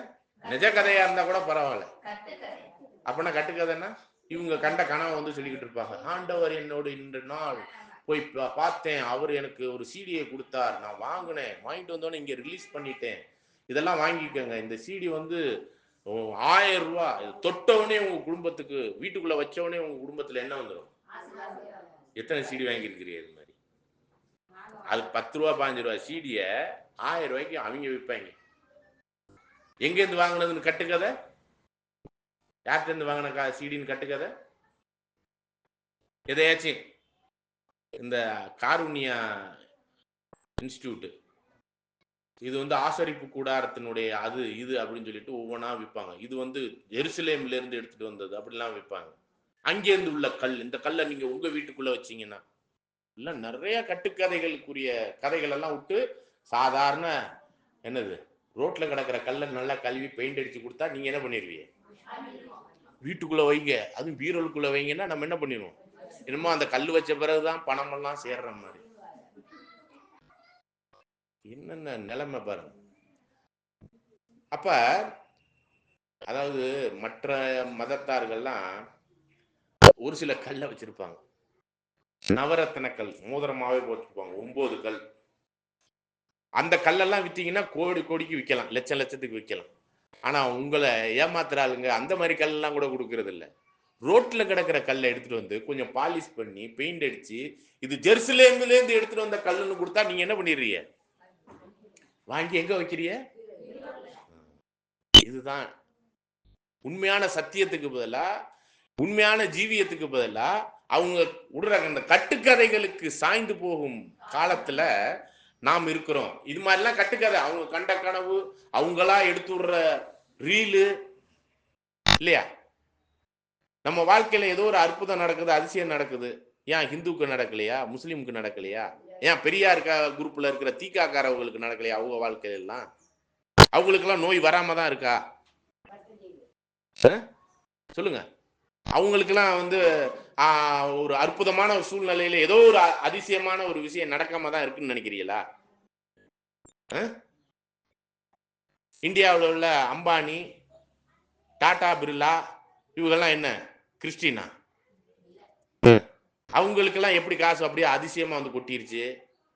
அவங்கள பத்தியும் தேவன் பாத்துக்கிறார். நம்மளை பாருங்க, அடுத்த லெவலுக்கே முன்னேற்றம் விட முடியலையே நம்மளால, நம்ம தேவனால. அப்ப இதையா வாக்கு தத்தமா கொடுத்திருக்கிறாரு. ஆனா நம்மளை போதிக்கிற, நம்மளை வழி நடத்துகிற இந்த கட்டுக்கதைக்காரர்கள் இது மாதிரி தான் சொல்லி நம்மளை என்ன பண்றாங்க, என்னமோ உங்களை கொண்டு போய் டாடா பிர்லா மாதிரி சொல்லுவாங்க. அந்த காலத்துல இருந்து டாடா பிர்லான்னா பெரிய ஆள் தான், அவங்க மாதிரி ஒசத்த போற மாதிரி உங்களை அப்படி வஞ்சிக்கிற கட்டுக்கதைகளுக்கு உங்களை கொண்டு போவாங்க. இவங்க தான் யாரு?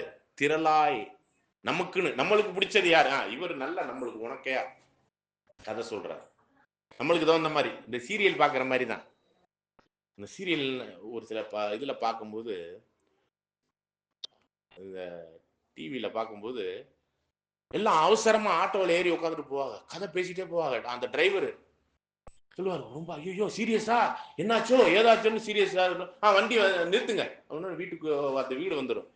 என்னப்பா அது யாரோ ஒரு பெண்ணுக்கு சீரியஸ்ன்னு சொன்னீங்களே, என்னாச்சு அப்படின்னா, அதை தாங்க சீரியல்ல அடுத்த வாரத்துல போறேன்னு சொல்றாங்க, அதுக்காக ஆட்டோ ஏறி வந்து இந்த டிவி பார்க்க வந்தோன்னு சொல்றாங்க. இப்படி எல்லாம் காலம் போயிட்டு இருக்கு. அந்த சீரியல் கட்டுக்கதையை கேட்கறதுக்கு அது உண்மையான நிகழ்வா? அதை கேட்கறதுக்கு இடம் விட்டு இடம் மாறி அப்படி சீரியஸா அது நான் ஒரு சில பேர் பார்க்கும்போது பார்க்கணும், அதை அப்படியே ஆன்னு பார்த்துக்கிட்டு இருப்பாங்க. அந்த இடையில விளம்பரம் வந்தோடனே போச்சுடா அப்படிம்பாங்க. அது அப்புறம் அதுல உள்ள ஏதோ ஒரு விஷயத்த என்ன பண்ணுவாங்க, தொடர்ற மாதிரி போட்டு விட்டுருவாங்க. இவ்வளவுதானே இந்த வாரம்? அந்த எதிர்பார்ப்பை வச்சு உங்களுக்கு கட்டுக்கதையை சொல்லி உங்களை ஏமாத்தி எந்த அளவுக்கு இது பண்றாங்க பாருங்க. அந்த விளம்பரம் எதுக்கு வருது தெரியுமா உங்களுக்கு? விளம்பரம் எதுக்கு வருது தெரியுங்களா? ஏன் வருது? அந்த கட்டுக்கதை சொல்லும் பொழுது அந்த விளம்பரக்காரங்க தான் அந்த கட்டுக்கதையை சொல்ல சொல்லி என்ன பண்ணுவாங்க, அவங்க காசா அள்ளி கொடுத்து அந்த விளம்பரத்துல நீங்க பார்க்க ஒரு விஷயத்த. நம்மளுடைய பழக்கம் என்ன தெரியுங்களா, ஒரு விஷயத்த தொடர்ந்து பழகணும்னா பேரன் லவ்லிக்கு மாறிடுவோம். வருஷம் முச்சுடும் பேரன் லவ்லியை தடவும். இந்த கருப்பு தோழியை பேச்ச வெள்ளையா மாறி இருக்கா?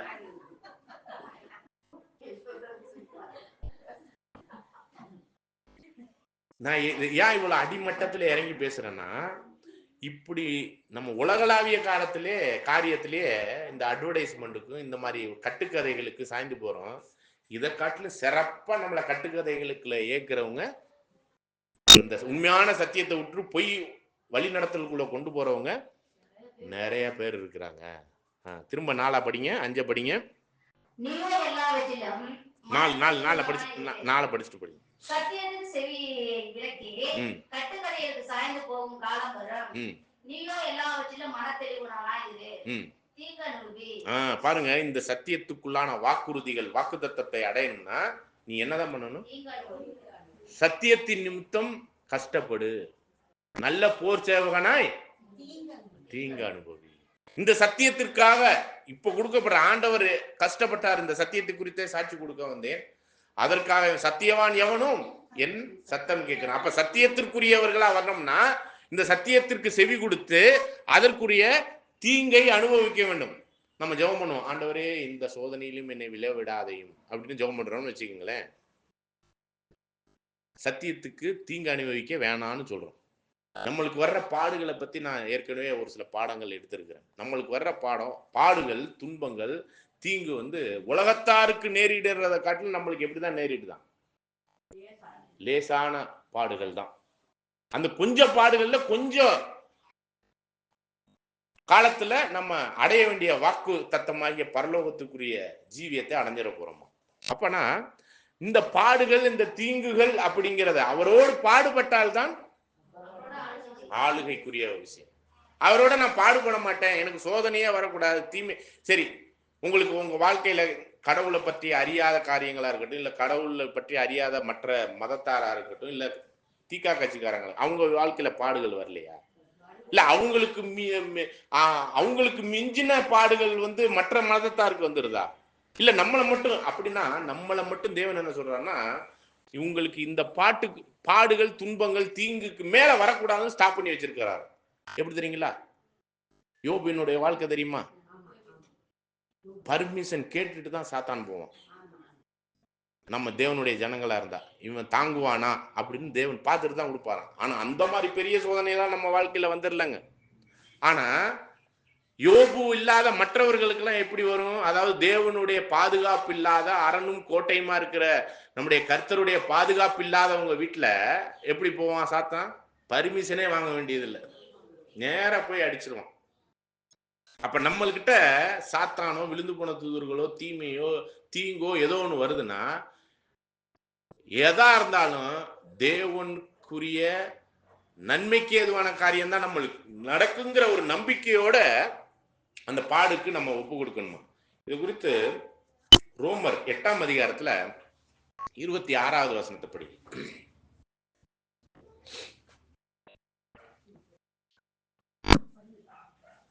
ரோமர் 8ஆம் அதிகாரம் 26ஆம் வசனம். பக்கம் 216. அந்தபடியே ஆவியானவரும் நமது பலவீனங்களில் நமக்கு உதவி செய்கிறார். நாம் ஏற்றபடி வேண்டிக் கொள்ள வேண்டியதென்னதென்று அறியாமல் இருக்கிறபடியால் ஆவியானவர் தாமே வாக்கு கடங்காத பெருமூச்சுகளோடு நமக்காக வேண்டுதல் செய்கிறார். தொடர்ந்து ஆவியானவர் தேவனுடைய சித்தத்தின்படியே பரிசுத்தவான்களுக்காக வேண்டுதல் செய்கிறபடியால் இருதயங்களை ஆராய்ந்து பார்க்கிறவர் ஆவியின் சிந்தை இன்னதென்று அறிவார். அன்றையும் அவருடைய தீர்மானத்தின்படி பாருங்க, நல்லா கவனிங்க. அவர் ஒரு தீர்மானம் போட்டு வச்சிருக்கிறாரு. யார பத்தி? அவருடைய ஆவியினால் அவருடைய தெளிவான சத்தியத்துக்குள் வழி நடத்தப்படுகிற முதற் பேரான சபையாகிய அந்த அஸ்திவாரத்தின் ஜீவியத்துக்குள்ள நம்மளுடைய அந்த அஸ்திவாரம் போடுறோம் இல்லையா, சபைக்கான ஒரு அஸ்திவாரம், அதற்கான வாழ்க்கையில ஒரு தீர்மானம் போட்டு வச்சிருக்கிறார்.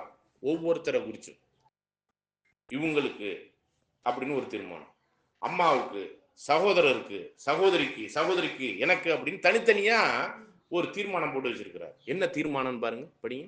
அன்றும் அவருடைய தீர்மானத்தின்படி அழைக்கப்பட்டவர்களாய் தேவனிடத்தில் அன்பு கூறுகிறவர்களுக்கு. பாருங்க, நாம் எங்க அழைக்கப்பட்டிருக்கிறோம்? தேவன் எங்க இருக்கிறாரு? பரலோகத்துக்கு அழைச்சிருக்கிறார். அதான் நாம் அழைக்கப்பட்டவர்களாய் தேவனிடத்தில்னா எங்க? பரலோகத்தின் வாக்குத்தத்தங்களுக்கு பாத்திரவான்களுக்குரிய அந்த அழைப்புக்குள்ள அழைச்சிருக்கிறார். பரிசுத்த அழைப்பினாலே, பரலோக அழைப்பினாலே தேவனிடத்திற்கு அழைத்திருக்கிறார். ஆனா அவர் ஒரு தீர்மானம் போட்டு அழைச்சிருக்கிறார். நல்லா புரிஞ்சுங்க, எப்படி போட்டு அழைச்சிருக்கிறார்? அவருடைய தீர்மானத்தின்படி அழைக்கப்பட்டவர்களாய் தேவனிடத்தில் அன்பு கூறுகிறவர்களுக்கு சகலமும் நன்மைக்கு ஏதுவாக நடக்கிறது என்று அறிந்திருக்கிறோம். நீங்க இந்த அழைப்புக்குள்ள வர்றதுக்கு உங்களை ஒப்பு கொடுத்துட்டீங்கன்னா ஒரு தேவன் போட்ட தீர்மானத்துக்குள்ள வந்துடுறீங்களாம். வந்த பிறகு அந்த தீர்மானம் என்னன்னு சொல்றாருன்னா, உங்க வாழ்க்கையில நடக்கிற எந்த சம்பவமா இருந்தாலும்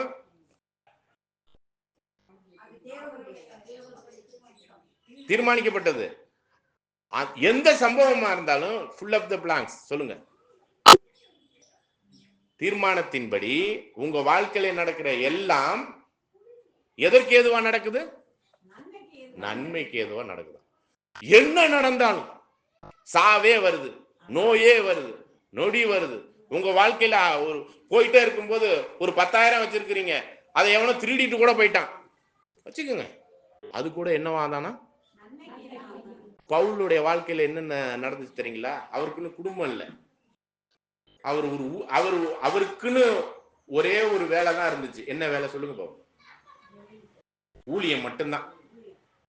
அவர் சத்தியத்துக்குள்ள வந்து அந்த ஓட்டத்தை ஓடி தெளிவான ஒரு சபைக்குரிய ஒரு வாய்ப்புக்குள்ள வந்த பிறகு அவர் உயிரோட தேவன் வச்சதே எதுக்குன்னா இந்த மாதிரி புத்தகங்கள் எல்லாம் எழுதி கொடுத்து மக்களை வழி நடத்துறதுக்காக, நம்மளெல்லாம் வழி நடத்துறதுக்காக வச்சிருந்தார். சரிங்களா? அவருக்கு தேவன் கிட்ட கேட்டார், தேவனே எனக்கு இந்த கண்ணு தெரிஞ்சா இன்னும் இந்தியா, சைனா, இன்னும் அமெரிக்கா வரையும் போய் சத்தியம் சொல்லிட்டு வருவேனே, எனக்கு கண்ணை சரி பண்ணுங்கன்னு 3 வாட்டி கேட்டார். தேவன் என்ன சொன்னார் தெரியுங்களா? பாருங்க, கண்ணு தெரியாமலே எனக்கு ஊழியம் பண்ணு அப்படின்ட்டார். என்னது?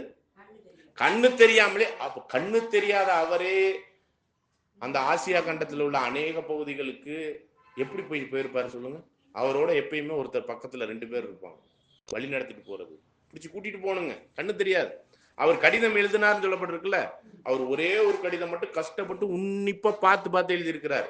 மற்றதெல்லாம் இன்னொருத்தவங்க தான் எழுதி கொடுத்தாங்க, இவர் கையெழுத்து போடுவார். கண்ணு தெரியாது இவருக்கு. சரிங்களா? ஆனா இவர் ஊழியத்துக்காக போறவரு, இப்ப இங்க இருந்து இந்த காலகட்டத்தில் பஸ் இருக்கு, ஓகே, இங்க இருந்து தஞ்சாவூர் போகணும்னு வச்சுக்கோங்களேன், பஸ்ஸுக்கு எவ்வளவு ஆகும்? 50 ரூபா ஆகுமா? இப்ப ஒரு 40 வருஷத்துக்கு முன்னாடி பஸ் இருந்துச்சா? 40-50 வருஷத்துக்கு முன்னாடி என்ன பண்ணுவோம் நம்மெல்லாம்? நடந்தே போவோம். எத்தனை நாள் ஆகும் தஞ்சாவூர் போறதுக்கு? ஒரு வேலையா போறோம்னு வச்சுக்கோங்க, 3 நாள் ஆகுமா? அப்ப நீங்க போற காரியம் எதுக்காக போவீங்க? ஏதோ ஒரு காரியத்துக்காக போவீங்க. இப்ப பவுல் வந்து பேராவணியில இருந்து தஞ்சாவூரோ இல்ல தஞ்சாவூர்ல இருந்து பேராவணி 3 நாள் பயணமா தானே வந்திருப்பாரு, நடந்து தானே வந்திருப்பாரு. அவருக்கு ஒருத்தரை பிடிச்சி கூட்டிகிட்டு தானே போகணும். அந்த 3 நாளுக்கான சாப்பாடு, சரி அந்த ஊழியத்துக்கு போனா அங்க ஏத்துக்கிறவங்க இருக்கிறாங்களோ இல்லையா? புதுசா தான் போவார். அங்கே உள்ள மக்களை ஆதாயப்படுத்தணும். அப்ப அங்க போய் தங்கி இருந்து அந்த ஊழியத்தை பண்றதுக்கெல்லாம் காசெல்லாம் வேணும்ல. அப்ப அவர் வச்சிருந்த காசு, இடையில இந்த டிசம்பர் மாசம் ஜனவரி மாசம்னா குளிர் இருக்குமா? அப்ப என்னென்னத்தை எடுத்துட்டு போகணும்? வழியில போகும்போது அங்கே ஊழியம் பண்ணும் பொழுது போர்வை இதெல்லாம் எடுத்துட்டு போகணுமா? இப்ப உங்களுக்கு எத்தனை ட்ரெஸ் இருக்கு? ஒரு 40 வருஷத்துக்கு முன்னாடி நம்ம அப்பா அம்மாக்கெல்லாம் எத்தனை ட்ரெஸ் இருந்துச்சு? ஒரு 40 வருஷத்துக்கு முன்னாடியே மாற்று வஸ்திரம் ஒன்னே ஒண்ணுதான். 2000 வருஷத்துக்கு முன்னாடி அவர்கிட்ட எல்லாம் எத்தனை ட்ரெஸ் இருந்திருக்கும்? நினைச்சு பாருங்க. இப்படிப்பட்ட சூழ்நிலையில அவர் ஊழியத்துக்கு போறார். போகும்போது இடையில ஒருத்தநாடு மாதிரி ஒரு இடத்துல, நான் சொல்றேன் கதைக்காக சொல்றேன், உண்மையிலே நடந்ததுங்க அது. அது மாதிரி அவர் ஆசியாவில் உள்ள மற்ற இடங்களுக்கு போயிட்டு இருக்கும்போது ஒரு இடத்துல படுத்து தூங்கிட்டு இருக்கும்போது திருடன் வந்து போர்வை எடுத்துக்கிட்டான். அவர் வச்சிருந்த ஊழியத்துக்கான காசை எடுத்துக்கிட்டான். குளூர்ல போத்திக்கிட்டு இருந்த அந்த குளூர்ல அந்த போர்வை எடுத்துக்கிட்டானா, அவர் வச்சிருந்த அந்த ஊழியத்துக்கான காசை எடுத்துக்கிட்டானா. இன்னொன்னு சொல்லவா? ஏன்னா மாற்று வஸ்திரத்துக்கே வழி இல்லை அந்த காலத்துல. ட்ரெஸ்ஸையும் எடுத்துட்டு நிர்வாணமா விட்டுட்டு போயிட்டான்.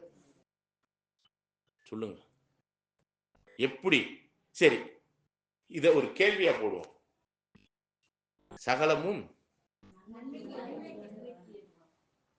அவர் என்ன நினைச்சிருப்பார் சொல்லுங்க? அவர் தான் எழுதி வச்சிருக்காருங்க. இவ்வளவு பாதிப்புக்குள்ள போன ஆளுதான் இந்த வசனத்தை ரோமர்ல எழுதி வச்சிருக்கிறார். என்ன சொல்றாரு? அத சகலமும் எனக்கு என்னவாக நடக்குது? நீ ஒண்ணுமே இல்லாம இருந்தாலும், ட்ரெஸ்ஸே இல்லாம இருந்தாலும் உனக்கு நன்மைக்கு தான் நடக்குது. இந்த அவமானம், நிந்தை இதெல்லாம் இல்லாமலே போய் நீ ஊழியம் பண்ணு. ஒண்ணுமே இல்லாம போனாருங்க. அப்புறம் ஊழியத்துக்கு அங்க போய் என்ன பண்ணிருப்பாரு அப்ப சொல்லுங்க? முதல்ல ஏதாவது இலதலை வச்சு மறைச்சிக்கிட்டு போயிருக்கணும் ட்ரெஸ்ஸுக்கு. அதுக்கப்புறம் ஏதாச்சும் வேலை பார்க்கணும். அவருக்கு கூடார வேலை தான் தெரியும், அது மாதிரி வேலைகள் தான் தெரியும். அதை பண்ணி அதுக்கப்புறம் காசு சம்பாரிச்சு அதுக்கப்புறம் அந்த ஊர்ல போய் ஊழியம் பண்ணிருப்பார். வேற ஏதாச்சும் கணவன் மனைவி பிள்ளைகள் அவருக்கு நினைச்சுப்பார். இந்த விஷயத்தை அப்போஸ்தலர் பவுல் சொல்றாரு, சகலமும் நம்ம எப்படி இருக்கோம்னு சொல்லுங்க. நம்ம ரோட்ல உள்ள பைப்ல தண்ணி வரலன்னு என்ன பிரச்சனை நடக்குதுன்னு பாருங்க.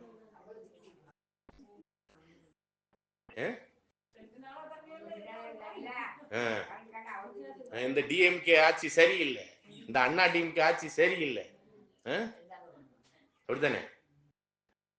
நினைச்சு பாருங்க. பைப்ல தண்ணி வரல. உங்களை யாருங்க பைப்புக்கு தண்ணி தேவை? நீங்க போர் போட்டு தண்ணி எடுத்துக்க வேண்டியதானே? ஒரு ஓட்டு போட்டேங்கிற காரணத்துக்காக இவ்வளவு உரிமை கேட்கிறோமே. பவுல் எவ்வளவு உரிமை கேட்டிருக்கணும்? பவுல் யாருடைய ஊழியத்தை பண்றாரு? அவர் என்ன சொல்றாரு? சகலமும். நான் இதெல்லாம் கட்டுக்கதையெல்லாம் சொல்லலைங்க, உண்மை நிகழ்வை பேசிக்கிட்டு இருக்கிறேன். பவுலினுடைய வாழ்க்கையில் நடந்த நிகழ்வை பத்தி நான் பேசிக்கிட்டு இருக்கிறேன். அப்ப நம்ம புரிந்து கொள்ள வேண்டியது என்னன்னா, நம்ம வாழ்க்கையில எது நடந்தாலும் தீங்கு அனுபவி அப்படின்னா, எது நடந்தாலும் இது லோத்தை யோபுவை காட்டிலுமா உங்க வாழ்க்கையில? பவுலை காட்டிலுமா? அதனாலதான் பவுலை கண்ணு தெரியாமலே வச்சு இப்படி எல்லாம் ஊழியம் பண்ண வச்சாரு. எதுக்கு தெரியுங்களா? நம்ம ஆண்டவரே என்னைய பத்தியும் கைவிட்டுட்டீங்கன்னு நீங்க சொல்ல முடியாது. ஆண்டவரே என்னை இப்படி எல்லாம் பண்ணிட்டீங்களே அப்படின்னு கேட்கறோம். நான்லாம் ஒரு சில நேரத்துல கேட்கறது உண்டு, ஆண்டவரே ஏன் இப்படி பண்றீங்க அப்படின்னு. ஏன்னா நம்ம அப்படி மாமிசத்துல பலவீனத்துல கிடக்குறோம். ஆனா பக்கத்துல ஒருத்தர் இருக்கிறாரு, யாரு? பவுல். நம்ம ஆண்டவரை விட்டுருவோம். பவுல் அவரை பார்த்தா அவர் ரொம்ப மோசமா இருக்கிறார். இந்த மாதிரி கேரக்டர்ல நீங்க எவ்வளவு அடி கொடுத்தாலும் தாங்குறான் ஆண்டவரே. ட்ரெஸ்ஸே இல்லையா, பரவாயில்ல ஆண்டவரே. இது மாதிரிலாம் நம்ம முடிவு எடுக்க முடியுமா? அதான் சகலமும் நன்மைக்கு ஏதுவா நடக்குதுன்னு நினைக்கணுமா? உங்க வாழ்க்கையில ஒரு விஷயம், ஒரு இழப்பு நடக்குதுன்னே வைங்களேன், கஷ்டங்கள் வருதுன்னே வைங்க, இது யாருடைய பர்மிஷனோட தான் வருது? யாருடைய தீர்மானிக்கப்பட்ட பர்மிஷனோட வருது? தேவன் கைவிட்டுட்டார்னு நினைக்காதீங்க. அந்த கைவிடுதல் உங்களுக்கு ஆசீர்வாதமா மாறப்போகுதுன்னு நோக்கி நினைங்க. ஏன்னா இந்த தீங்கு அனுபவிக்கும் போது இந்த கைவிடுதல் இருக்கும். பிதா குமாரனே என்ன பண்ணார்? கைவிட்டார். நம்மளை அவ்வளோ அதிகமா கைவிடுறது இல்லை. எப்படி தெரியுமா நம்மளை கைவிடுவாரு? நம்ம கைவிட்டாலும் நம்ம எந்திரிச்சு வர முடியும். நான் அடிக்கடி சொல்ற ஒரு விஷயம், பேதுரு கடல்ல கொந்தளிச்சுக்கிட்டு இருக்கும்போது ஆண்டவர் பாட்டு கடவுள் நடந்து போறாரு. சரிங்களா? பார்த்துட்டு எல்லாம் பயப்படுறாங்க, இது பிசாசு பேய் அப்படின்னு. உடனே சொல்றாரு, நான் தான் அப்படிங்கிறார். உடனே பேதுரு என்ன சொல்றாரு? நான் உண்மையிலே நீங்க தான் ஆண்டவரா இருந்தா, ஏன்னா நைட்டு நேரம் புயல் காற்று அடிச்சுக்கிட்டு இருக்கு, நீங்க தான் ஆண்டவரா இருந்தா என்னையும் நடக்க வைங்க. உடனே அவர் நடந்து போறாரு. 4-5 ஸ்டெப்பு போட்டு போயிருப்பாரு போல. பக்கத்துல பாக்குறாரு அந்த காற்றும் மழையும் அந்த சோதனைகளும் அந்த இன்னல்களையும் பாக்குறாரு. திரும்பி நடந்து போறவர் யாரை பார்த்து போயிருக்கணும்? 4 அடி போனவரை இன்னொரு 4 அடி போனா ஆண்டவர்கிட்ட போயிருக்கலாமா இல்லையா? என்ன பண்றாரு? காத்தும் மழையும் பக்கத்துல உள்ள சூழ்நிலைகளை பார்த்துட்டு பயந்து அரண்டு என்ன பண்றாரு? உள்ள போயிட்டார். சரி, இப்ப அவர் சொல்றாரு, அவி விசுவாசியேன்னு சொல்றாரு. நீ அற்ப விசுவாசியே, ஏன் பயப்படுற? எதுக்கு பயப்படுற? நான் தான் இருக்கிறேன். நடந்து வந்தீல 4 அடி, இன்னும் 4 அடி நடந்து பக்கத்துல வர முடியாதா? சரி, தண்ணிக்குள்ள போனாரு. ஆண்டவர் என்ன பண்ணாரு? தண்ணிக்குள்ள போனோன்னா ஆண்டவர் போ, அப்படியே தண்ணிக்குள்ள மூழ்கி போ அப்படின்னு விட்டாரா? கையை பிடிச்சி தூக்கி விட்டாரு. நான் கேட்கிறேன், பேதுருவுக்கு நீச்சல் அடிக்க தெரியாதா? பக்கத்துல இருக்கிற படகுகளுக்கு நீந்தி போக தெரியாது? இவர் பிடிச்சி தூக்கி விட்டாதானா? ஏன் தெரியுங்களா? நம்ம அப்படிதான் இருக்கிறோம். நீச்சல் தெரிஞ்சு ஆண்டவரே, எது தெரிஞ்சு?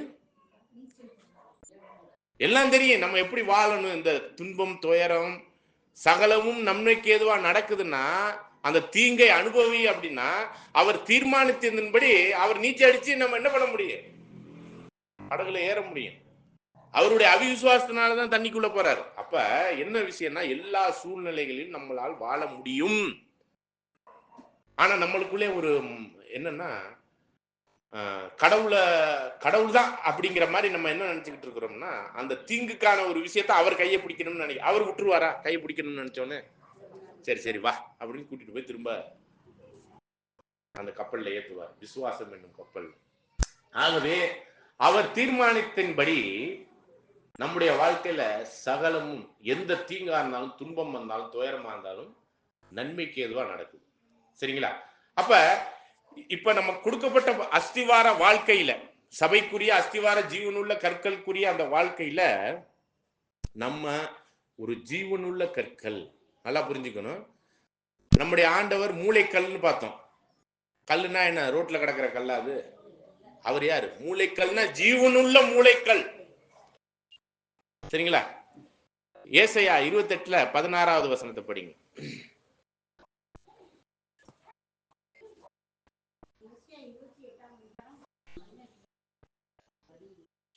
பக்கம் 332. ஆதலால் கர்த்தராகிய ஆண்டவர் உரைக்கிறதாவது, இதோ அஸ்திவாரமாக ஒரு கல்லை நான் சீயோனிலே வைக்கிறேன், அது பரீட்சிக்கப்பட்டதும் விலையேறப்பட்டதும் திட அஸ்திவாரம் உள்ளதுமான மூளைக்கல்லாய் இருக்கும். அந்த கல்லின் மேல் விசுவாசிக்கிறவன். ஆனா இந்த கல்லை எடுத்துட்டு போய் எது மேல வைக்கிறாரா? திரும்ப படிச்சுட்டு சொல்லும். ஆதலால் கர்த்தராகிய ஆண்டவர் உரைக்கிறதாவது, இதோ அஸ்திபாரமாக ஒரு கல்லை நான் சீயோனிலே வைக்கிறேன். எதுல வைக்கிறேன்? சீயோனிலே வைக்கிறேன். அதாவது நீங்க படிச்சுட்டு போகும்போது கேட்ட கேள்விக்கு பதில கண்டுபிடிச்சிட்டா சொல்லிடணும். எதுல வைக்கிறேன்? சீயோனிலே வைக்கிறேன். சியோன் என்கிற அந்த மலையின் உச்சியில இந்த மூளைக்கல்ல வைக்கிறார். இப்ப புரியுதா அந்த பில்டிங் எப்படி இயங்குதுன்னு?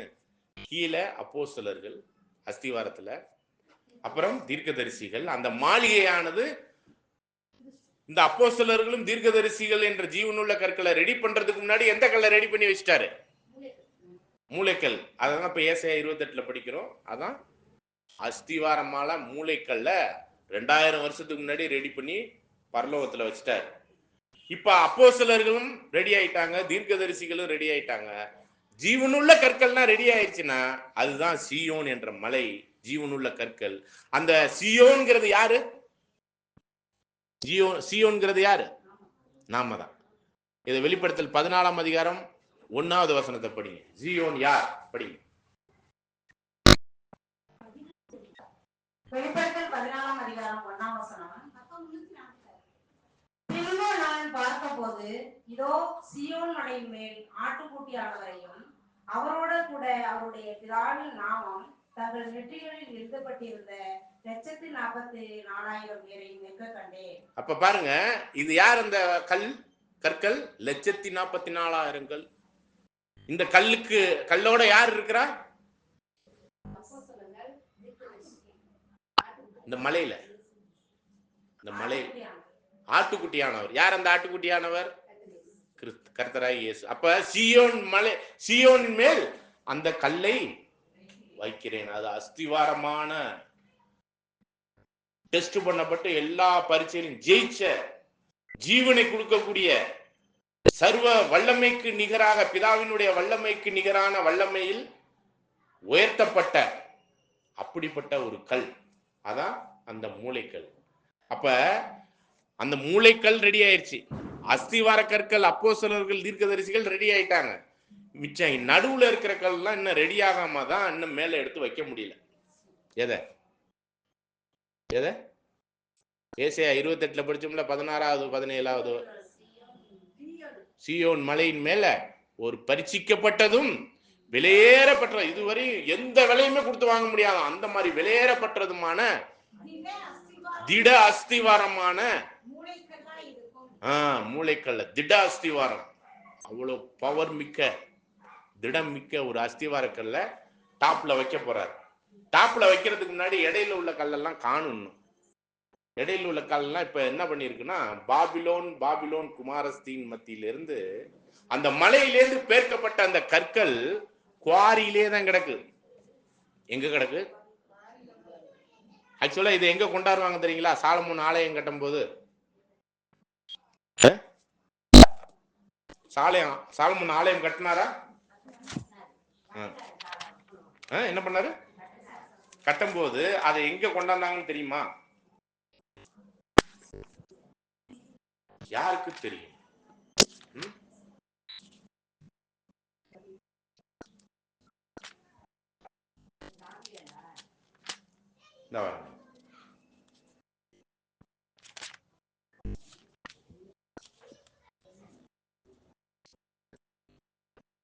ஒன்னு ராஜாக்கள்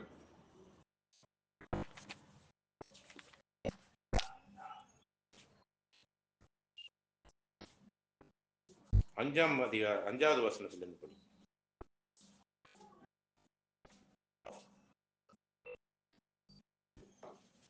1 ராஜாக்கள் 6ஆம் அதிகாரத்துல 5வது வசனத்துல. 1 ராஜாக்கள் 6ஆம் அதிகாரம் 5ஆம் வசனம். ஒருவன் ஒரு உத்திரத்தை வெட்டி விழுத்துகையில் கோடாரி தண்ணீரில் விழுந்தது. 1 ராஜாக்கள் 6ஆம் அதிகாரம் 5ல இருந்து.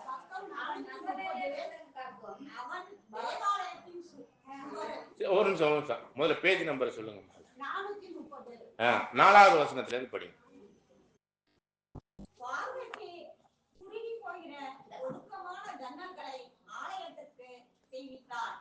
அவன் தேவாலயத்தின் சுவரும் சந்நிதினி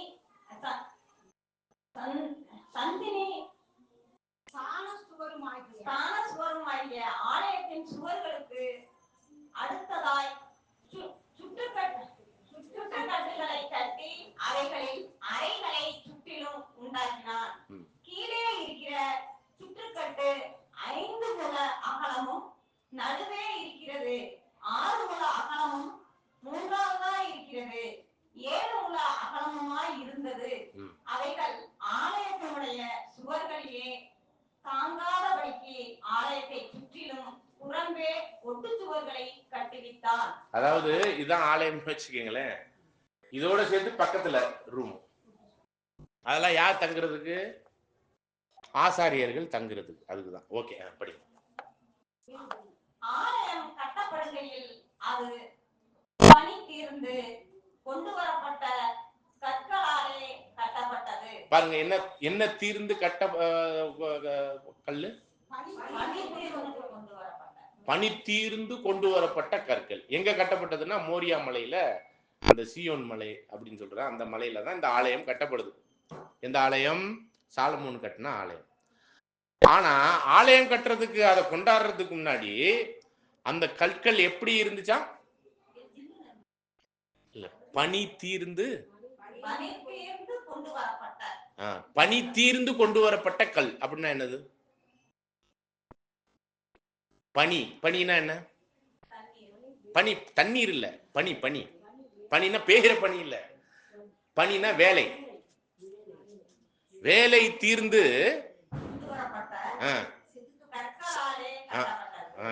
அப்பனா கல் இருக்கு, நீங்க முண்டுக்கல் பார்த்திருப்பீங்க. அந்த முண்டுக்கல் அப்படியே கொண்டு வந்து கட்டலையா? அந்த முண்டுக்கல் தான் நம்மன்னு சொல்றோம். அதை என்ன பண்ண வேண்டியிருக்கு? அதை முன்னாடி பின்னாடி சைட்ல, ஏன்னா பக்கத்து கல்லோட ஜாயின் பண்ணணும்ல, அதுக்கெல்லாம் தகுந்த மாதிரி எல்லாத்தையும் அது இன்னும் எப்படி சொல்றாங்கன்னா, அது எப்படி பண்ணுவாங்க அப்படின்னா, குவாரியில தான் அதெல்லாம் செதுக்குவாங்க. குவாரியை பார்த்துருக்கிறீங்களா? மலை அடிவாரத்துல பாறையை பேப்பாங்க. பேத்த உடனே அந்த கல்லெல்லாம் எங்க வரணும்? இப்ப வீடு கட்டுறதுக்கு வரணும். அப்ப சாலமோன் அந்த மலை அடிவாரத்துல குவாரியில அந்த கல்லெல்லாம் பேத்து அதை ஒவ்வொரு கல்லா நம்பர் போடுவார். நம்பர் போட சொன்னார். எப்படின்னா, ஒன்னாவது கல்லு, அதுக்கு அடுத்த கல்லு இதை தான் வைக்கணும். அப்பனா இந்த கல்லுக்கு இந்த கல்லுக்கு நடுவுல கேப் வராத அளவுக்கு என்ன பண்ணணும்? சின்ன சின்ன கற்கள் வேணும். இல்லைன்னா அதுக்கு தகுந்த மாதிரி இப்ப நல்ல பாலிஷ் பண்ணியிருந்தா தான் பக்கத்துல கொண்டு போய் சேர்க்க முடியும். அப்ப வெளியில இருந்து பார்க்கும்போது பாலிஷா இருக்கணும், பக்கத்துல இருந்து பார்க்கும்போது ஒட்டணும்ல. ஒருவேளை நீங்க சொல்ற மாதிரி ஒரு ஒரு சின்ன சில்லு உடஞ்சிருந்தாக்கி அந்த அந்த கேப்புக்கு மட்டும் வேணாக்கி அந்த சின்ன பீஸ் வைக்கலாம். அப்படி கூட நீங்க எடுத்துக்கோங்க. அப்ப இதை எல்லாத்தையுமே 1, 2 இப்ப இந்த பில்டிங் இருக்குன்னு வச்சுங்களேன். இந்த பில்டிங்கை இங்க கட்டுறதுக்கு முன்னாடியே அங்கே குவாரியிலே 1வது கல், 2வது கல், 3வது கல்னு நம்பர் போட்டு அதுக்கு மேல வரிசை அதெல்லாம் வரிசையா கல் மேல வச்சு அங்கேயே கட்டி பார்க்கணும் கரெக்டா இருக்கான்னு.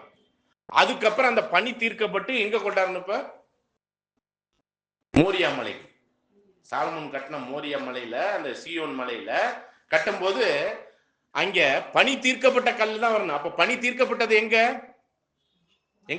கல்லுகள் செதுக்கப்பட்டுச்சு, பாலிஷ் பண்ணப்பட்டுச்சு? மலை அடிவாரத்தில் உள்ள குவாரியில. புரியுதுங்களா? இது புரிஞ்சுக்குங்க. மலை அடிவாரம் ஒரு இடம்னா, உதாரணமா இது பக்கத்துல உள்ள மலை, புதுக்கோட்டையில மலை இருக்கு, அங்கே உடைச்சி அங்கேயே அதுக்கு சைஸ் கொடுத்து பாலிஷ் பண்ணி, சைட்ல எல்லாம் பாலிஷ் பண்ணி பக்கத்துகளுக்கு ஒட்டி பார்த்து 1வது கல், 2வது கல், 3வது கல் அப்படின்னு எல்லா கல்லையும் சுத்தி வர்றது அத்தனையுமே எண்ணி நம்பர் போட்டு அங்கேயே செட் பண்ணிட்டு, ஓகே எல்லாம் ரெடி ஆயிடுச்சுன்னு சொன்ன பிறகுதான் அந்த கல்லை எடுத்துட்டு வந்து எங்க வைக்கணும்? நம்ம வீட்டுல கட்டுறோம்னு வச்சுக்கோங்க. அது மாதிரி சாலமோன் தேவனுடைய ஆலயத்தை கட்டும் போது அங்கே பனி தீர்க்கப்பட்ட கல்லை கொண்டாந்து வைக்கிறாரு. அப்ப பனி தீர்க்கப்பட்ட கல்லுங்கிறது எதுனா, சீயோன் மலையிலே ஆட்டுக்குட்டியானவரும் 1,44,000 பேரும் நிற்க கண்டேன், அவர்களுடைய நெத்தியில். அப்ப அந்த ஒரு முத்திரை தரிக்கப்பட்ட அந்த கற்கள் ஆலயம் கட்டுற இடத்துல கொஞ்சம் ஏதோ செட் ஆகலைன்னு வச்சுக்கோங்களேன். ஆலயம் கட்டுறது சீயோன் மலையில, அங்கே செட் ஆகலைன்னா அதை சரி பண்ணணும்னா எங்கதான் போய் பண்ணணும்? இப்ப குவாரியில தான் போய் பண்ணணும். ஆனா அங்கேயே சரி பண்ணி வந்துட்டா, அப்ப அந்த சீயோன் மலை எதற்கு அடையாளம்னா பரலோகம். மலகவனிய பரலோகத்துக்கு அடையாளம். அந்த ஆலயம், சாலமோன் கட்டின ஆலயம், நாமே அந்த ஆலயம். அப்படிப்பட்ட ஆலயத்துக்குரிய கற்கள், மூளைக்கல் 2000 வருஷத்துக்கு முன்னாடி ரெடியாகி பரலோகம் போயிருச்சு. அப்போஸ்தலர்கள், தீர்க்கதரிசிகள்ங்கிற அஸ்திவாரம் அதுவும் 2000 வருஷத்துக்கு முன்னாடி ரெடியா இருக்கு. அப்ப மற்ற இடையில உள்ள கற்கள் தான் எங்க பாலிஷ் பண்ணணும், செதுக்கணும். அப்ப பாலிஷ் பண்ணும்போது உளிய வச்சு உடைக்கும் போது கல்லுக்கு என்ன பண்ணும்? உங்க மேல நீங்க தாங்க அந்த கல்லு, ஜீவன் உள்ள கல்லு. உங்க மேல உளி வச்சு அடிச்சா என்ன ஆகுன்னு கேக்குறேன். தீங்கு அனுபவி. ஏன்னா நான் செதுக்கப்பட்டுட்டேன்னா ஒருவேளை நான் இன்னும் செதுக்க கூடாது நீ எல்லாம் அப்படின்னு சொல்லி கேட்கறோம்னு வச்சுங்க. அதுக்கு என்ன அர்த்தம் தெரியுங்களா? ஆண்டவரே எனக்கு சோதனை வரக்கூடாது அப்படின்னு ஜெபம் பண்ணீங்கனாலே என்னை செதுக்க கூடாது. ஒருவேளை இனிமே இந்த ஜெபத்தே பண்ணாதீங்க. ஏன்னு சொல்லுங்க. ரோமர்ல படிச்சோமே, அவர் தீர்மானத்தின்படி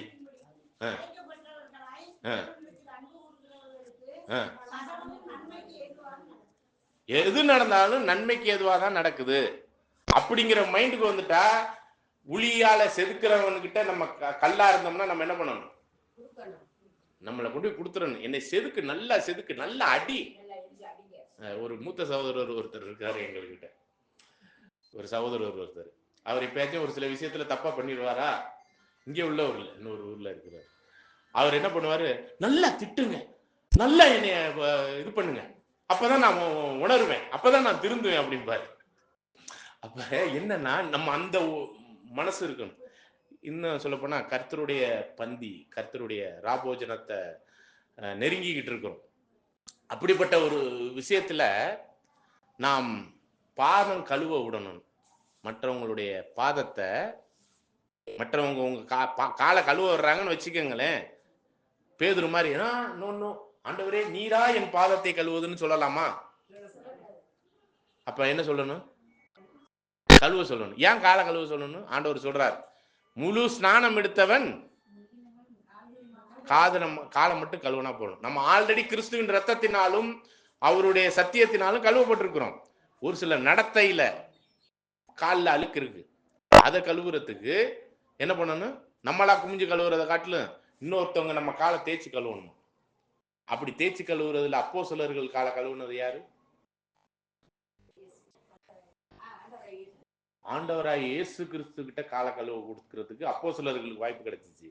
இப்ப நம்ம இந்த மாதிரிலாம் சத்திய வசனம் என்னும் தண்ணீர்னால நம்முடைய நடத்தையில, நம்முடைய செயல்பாட்டுல, நம்முடைய சொல்லுல, நம்முடைய சிந்தனையில எங்கேயாவது தவறு இருக்குன்னு வச்சுக்கோங்க, அதை கழுவுறதுக்கு இந்த சத்தியத்திற்கு ஏற்ற, அதான் இவைகளுக்கு செவி கொடாமல், எவைகளுக்கு சத்தியம் என்னும் தண்ணீரை வேணாம் அப்படின்னு சொல்லக்கூடாது. பேதுரு அன்னைக்கு அதை தான் சொன்னாரு, நீரார் கழுவுவது அதெல்லாம் கூடாதுன்னாரு. இல்லப்பா, உன்னை தண்ணீர்னால கழுவிதான், சத்தியத்தினால பாதத்தை கழுவிதான்ப்பா ஆகணும்ட்டாரு. அப்ப அந்த கழுவக்கூடிய சிற்றைக்குரிய போதனைகள்லாம் நம்மளுக்கு சத்தியத்துல இருக்கும், அதை கழுவ விடணும். அப்ப அந்த செதுக்கப்படுதல், அந்த காரியங்கள் எல்லாம் குவாரியிலே நடக்கணும். அப்ப குவாரியில நடந்துருச்சுன்னா, இங்க ரெடி ஆயிடுச்சுன்னா அந்த கல் எங்க போயிரும்? இப்ப பனி தீட்டப்பட்ட கல்லா சீயோன் மலைக்கு போயிடும். சீயோன் மலைங்கிறது எது? பரலோகம். பரலோகம் போயிரும். ஆனா நம்ம பனி தீட்டப்படவில்லை என்றால், பனி தீட்டப்படலைன்னா என்ன அர்த்தம்? எங்க இருக்கிறன்னு அர்த்தம்? உலகத்திலையா? உலகம்தான் அந்த மலை. அதான் பாபிலோன், பாபிலோன் குமாரஸ்தி. அதுல இருந்து பேத்தாச்சுங்க, அந்த மலையில இருந்து பேத்தாச்சு இந்த கல்ல, நம்மளை பேத்தாச்சு. பேத்த பிறகு குவாரியில பனி தீட்டப்படுகிறது. குவாரியில தான் என்ன பண்ணப்படுது? அந்த கல் பனி தீட்டப்படுதுன்னா ரெடி ஆகுது, தீங்கு அனுபவிக்குது, பாதத்தை கழுவ விடுது.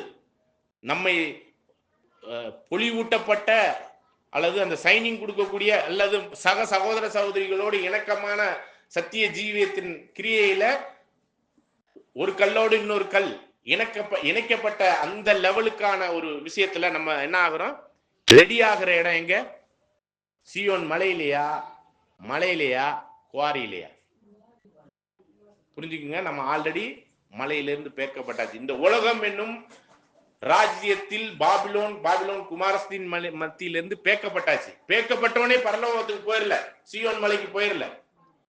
எங்கதான் இருக்கிறப்ப நம்ம? அந்த குவாரி எது தெரியுமா?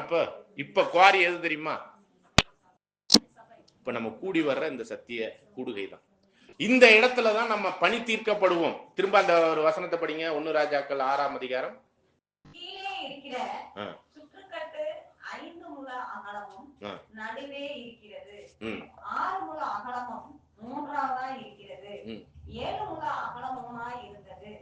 அவைகள் ஆலயத்தினுடைய சுவர்களிலே தாங்காதபடிக்கு ஆலயத்தை சுற்றிலும் சுவர்களை கட்டிவிட்டான். இது எதுக்குன்னா, அந்த ஆலயத்துக்கு சைட்ல உள்ள ரூம்ஸ், அதான் தேவனுடைய மாளிகை. அதை படிச்சோம்ல, எபேசியர் ஆதார வசனத்துல படிச்சோம்ல, 2ஆம் அதிகாரம் 19ல, தேவனுடைய மாளிகையாய் மூளைக்கல் கிறிஸ்து, அஸ்திவார கற்கள் அப்போஸ்தலர்கள் தீர்க்கதரிசிகள், நாமெல்லாம் இணைந்த ஜீவனுள்ள கற்களா கட்டப்பட்டு வர்றோம். அது ஆவிக்குரிய ரீதியில. அந்த சைட்ல உள்ள ரூம் எல்லாம் எதுக்குன்னா ஆலயத்தின் சுவர்ல பக்கத்துல, ஆனா ஆலயத்தை தாங்காது. அது நல்லா புரிஞ்சுக்குங்க. ஆலயத்துக்கு பக்கத்துல அது வந்து ரெஸ்ட் ரூம், யாருடைய ஆசாரியர்களுடைய ரெஸ்ட் ரூம். சரிங்களா? அப்ப நம்ம தான் 1 பேதுரு 2ஆம் அதிகாரத்துல நம்ம படிக்கிறோம் 4வது 5வது வசனத்துல. படிங்க 4, 5. பக்கம் 318. ம் 1 பேதுரு 2ஆம் அதிகாரம் வசனம் 5. 4, 5. மனுஷனால் தள்ளப்பட்டதாயினும் தேவனால் தெரிந்து கொள்ளப்பட்டதும் விலையேற பெற்றதுமாய் இருக்கிற ஜீவனுள்ள கல்லாகிய அவரிடத்தில் சிறந்தவர்களாகி நீங்களும். பாருங்க, அப்ப ஜீவனுள்ள மூளைக்கல் டாப்ல இருக்கிறது, அஸ்திவார கற்கள் அப்போஸ்தலர்கள் தீர்க்கதரிசிகள், சேருகிறவர்கள் நாம் ஜீவனுள்ள கற்களாய்.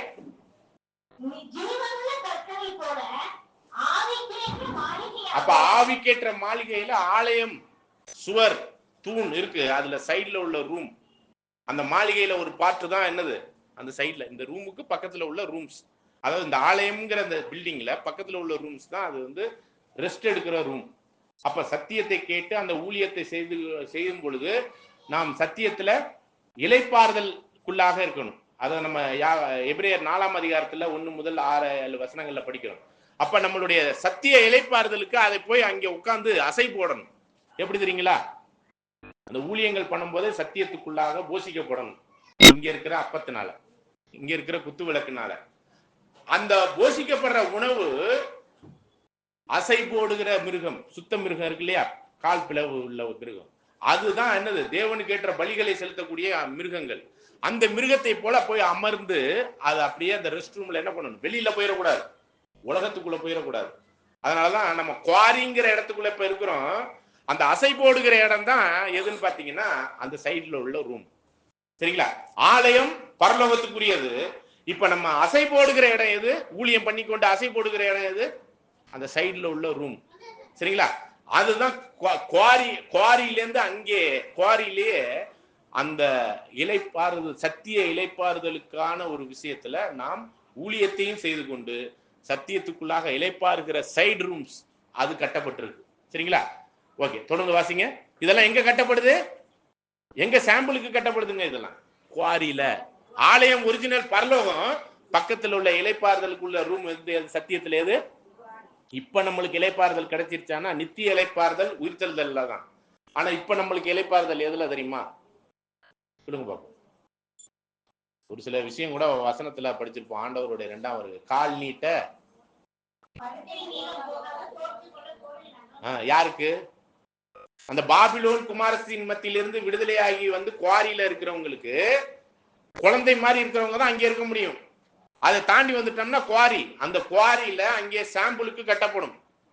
அது சரியா அங்கே பனி தீட்டப்படணும். அங்கே பனி தீட்டுற இடத்துலதான் இப்ப நம்மளுடைய கூடுகை. இதுதான், இந்த இடம் தான் சைட்ல உள்ள ரூம். ஆலயம்ங்கிறது தேவனுடைய ஆலயம். அப்ப எபிரேயர் 4ஆம் அதிகாரத்துல படிங்க, 4வது வசனம்.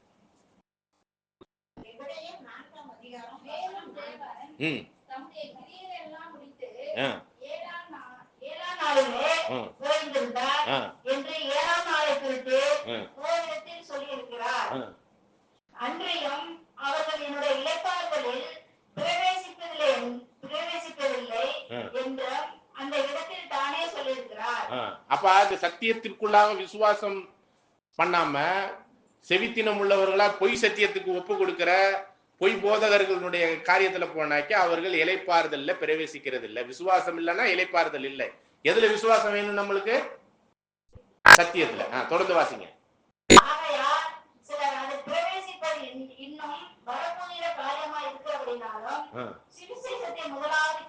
பாருங்க, இனிமேதான் அந்த இளைப்பாறுதல், நித்திய இளைப்பாறுதலை அடைவதற்கு ஃபியூச்சர்ல இருக்கிறதுனால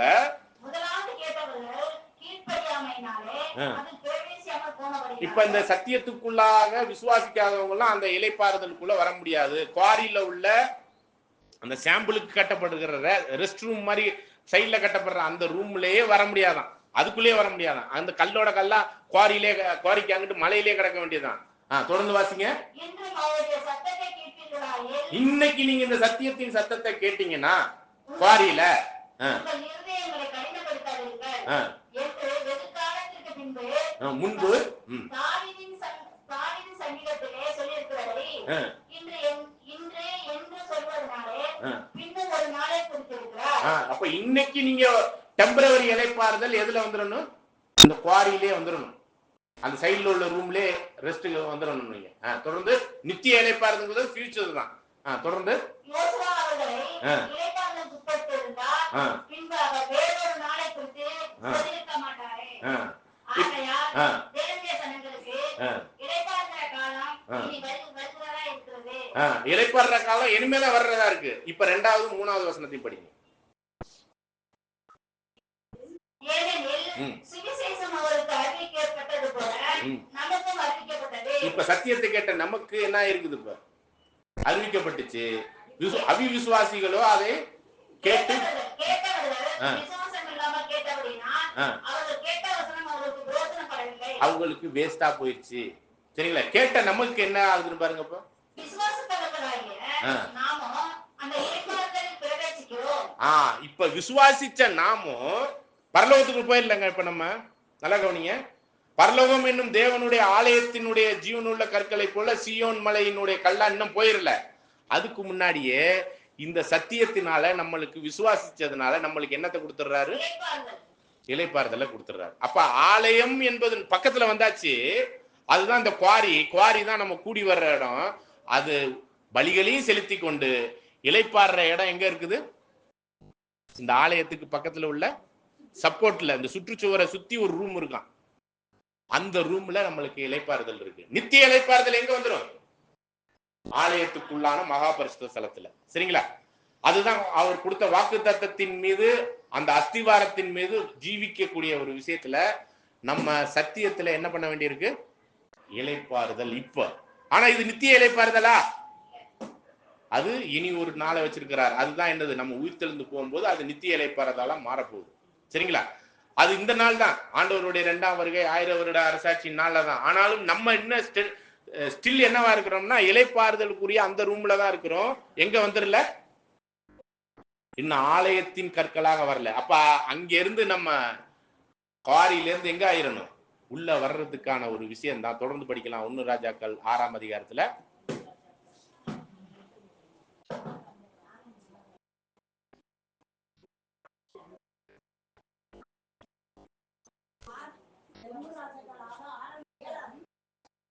ஏழாவது வசனம். பேஜ் நம்பர் சொல்லுங்க. படி. ஆலயம் கட்டப்படுகையில் அது பணி தீர்ந்து கொண்டு வரப்பட்ட கற்களாக கட்டப்பட்டது. அப்ப பரலோகத்துக்கு போகும்போது அங்க போயெல்லாம் அந்த கல்லை சரி பண்ற வேலையெல்லாம் இல்ல. எங்கதான் சரி பண்ணணும்? அந்த கல்லை குவாரியிலே தான் சரி பண்ணணும். அப்ப நம்ம எங்க இருந்து பேர்க்கப்பட்டோம்? குவாரியில பேர்க்கப்படல, மலையிலேருந்து பேர்க்கப்பட்டோம். பேர்த்தாக்கே உளிய வச்சு தட்டி பேர்க்கும் போது சாதாரணமா இருக்குமா? அதனாலதான் ரோமர் 8ஆம் அதிகாரம் 27வது அது எந்த வசனம்? அது 28. அன்றியும் அவர் தீர்மானிச்சிருக்கிறபடி நீ அந்த மலையிலேருந்து பேர்க்கப்பட்டுட்டீன்னா உன்னை பேர்க்கும் போதே உனக்கு உளியிலால தட்டி தான் உன்னை பேர்க்கணும்.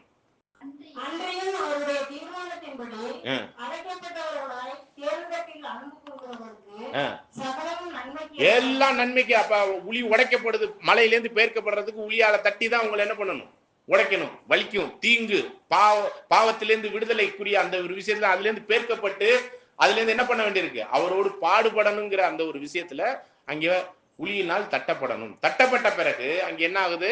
அதுக்கப்புறம் தனித்தனி கல்லா பிரிக்கப்படுது. பிரிச்சு அந்த முண்டுகள் மாதிரி இருக்கிறத என்ன பண்ணணும்? இப்ப சைட்ல எல்லாம் பாலிஷ் பண்ணணும். பக்கத்துல உள்ள கல்லோட இணைச்சு பார்க்கணும். அந்த நம்பரிங் எல்லாம் கொடுக்கணும். இதெல்லாம் எங்க தான் நடக்குது? குவாரியில நடக்குது. அந்த குவாரி தான் இது, இந்த கூடுது. சரிங்களா? அதை பலி செலுத்த வேண்டிய இடம் உலகத்துல போய் நம்ம பலி செலுத்தணும். இதெல்லாமே உலகத்துலதான் நடக்குது. ஆலயமா மாறக்கூடிய ஒரு விஷயம் இந்த மாமிச சரீரத்தை விட்டுட்டு ஆவிக்குரிய சரீரத்துல போகும்போதுதான் அந்த ஜீவனுள்ள கற்கள் முழுமை அடையும். சரிங்களா? இப்ப தொடர்ந்து படிங்க. அத இல்ல இங்க வந்துரு. இங்க வந்து ஆலயம் கட்டப்படுகையில் ஆ. அது பணியிலிருந்து கொண்டு வரப்பட்ட ஆ. கற்களாலே கட்டப்பட்டது. ஆ. ஆகையால் ஆ. அது கட்டப்படுகிற போது சுத்திகள், வாட்சிகள் முதலான எந்த இருப்பு ஆயுதங்களின் சத்தமும் அதிலே கேட்கப்படவில்லை. அப்ப எங்க இந்த சத்தம்லாம் கேட்கும்? குவாரியில. எங்க கேட்கப்படாது? ஆலயம் கட்டுற இடத்துல. ஆலயம் எங்க? ஆவிக்குரிய ரீதியில, ஆவிக்குரிய இஸ்ரேலர்களுக்கு பரலோகத்துல. பரலோகத்துல போயெல்லாம் உங்களை சரி பண்ற வேலையெல்லாம் இல்ல, இங்க சரி பண்ணி தான் உங்களை என்ன பண்ணுவார்? அங்க சேர்ப்பார். அப்ப இப்படிப்பட்ட அஸ்திவாரத்துக்குரிய ஜீவியத்துல நாம் எப்படி பணி தீர்க்கப்பட்டிருக்கிறோம் அப்படிங்கிறது ரொம்ப முக்கியம். அடுத்த வசனத்தையும் வாசிச்சிருங்க. ராஜா நடு அறைகளுக்கு போகிற ஆ. வாசற்படி ம். ஆலயத்தில் வலதுபுறத்தில் இருந்தது. ஆ. சுழற்படிகளால் நடு அறைகளுக்கும் நடு அறைகளிலிருந்து மூன்றாவது அறைகளுக்கும் ஏறுவார்கள். ம். இவ்விதமாய் அவன் ஆலயத்தை கட்டி கேது மர விக்கிரங்களாலும் பலகைகளாலும் ஆலயத்தை மச்சுப்பாடி முடித்தான்.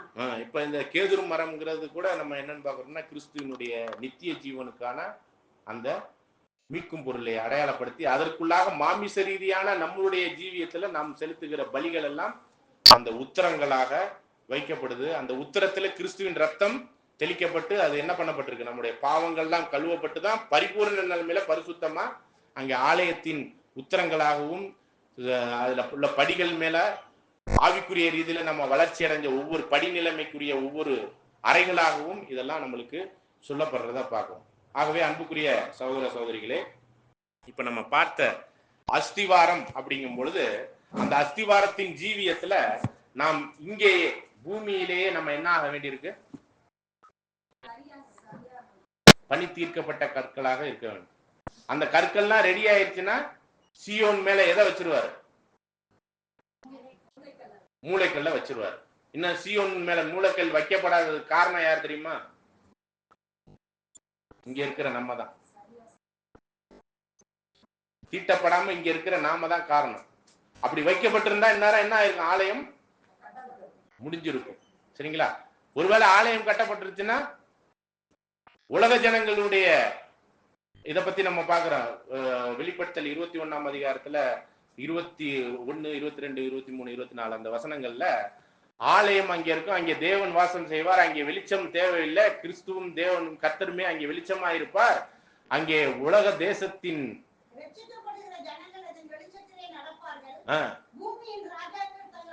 அப்ப முற்பிதாக்கள் எந்திரிச்சு வந்துருவாங்க. அதான் பூமியின் ராஜாக்கள் எந்திரிச்சு வந்துருவாங்க. இப்ப பூமியின் ராஜாக்கள்லாம் வராம இருக்கிறதுக்கு காரணம் யார் தெரியுமா?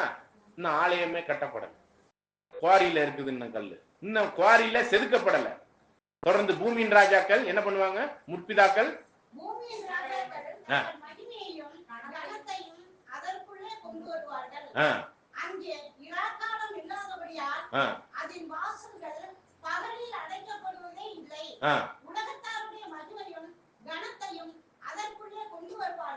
அப்ப உலகத்தாருடைய ரட்சிப்பின் திட்டம் ராஜாக்கள் இருந்தாதான், முற்பிதாக்கள் இருந்தாதான். அப்ப உலகத்தாரின் ரட்சிப்பு அடுத்தது இருக்கிறத நம்ம பாக்குறோம். அங்கே தீட்டுப்பட்டவர்கள்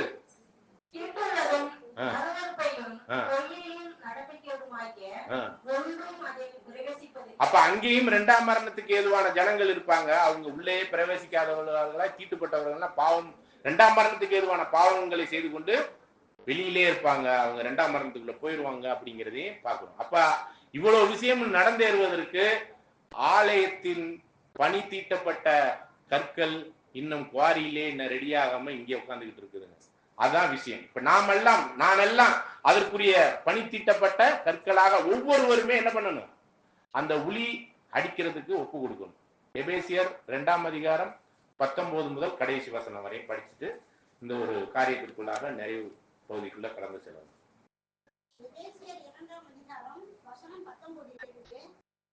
ஆகையால் நீங்கள் இனி அந்நியரும் பரதேசிகளுமாய் இராமல் பரிசுத்தவான்களோட ஒரே நகரத்தாரும் தேவனுடைய வீட்டாருமாய் இருந்து அப்போஸ்தலர், தீர்க்கதரிசிகள் என்பவர்களுடைய அஸ்திவாரத்தின் மேல் கட்டப்பட்டவர்களுமாய் இருக்கிறீர்கள்.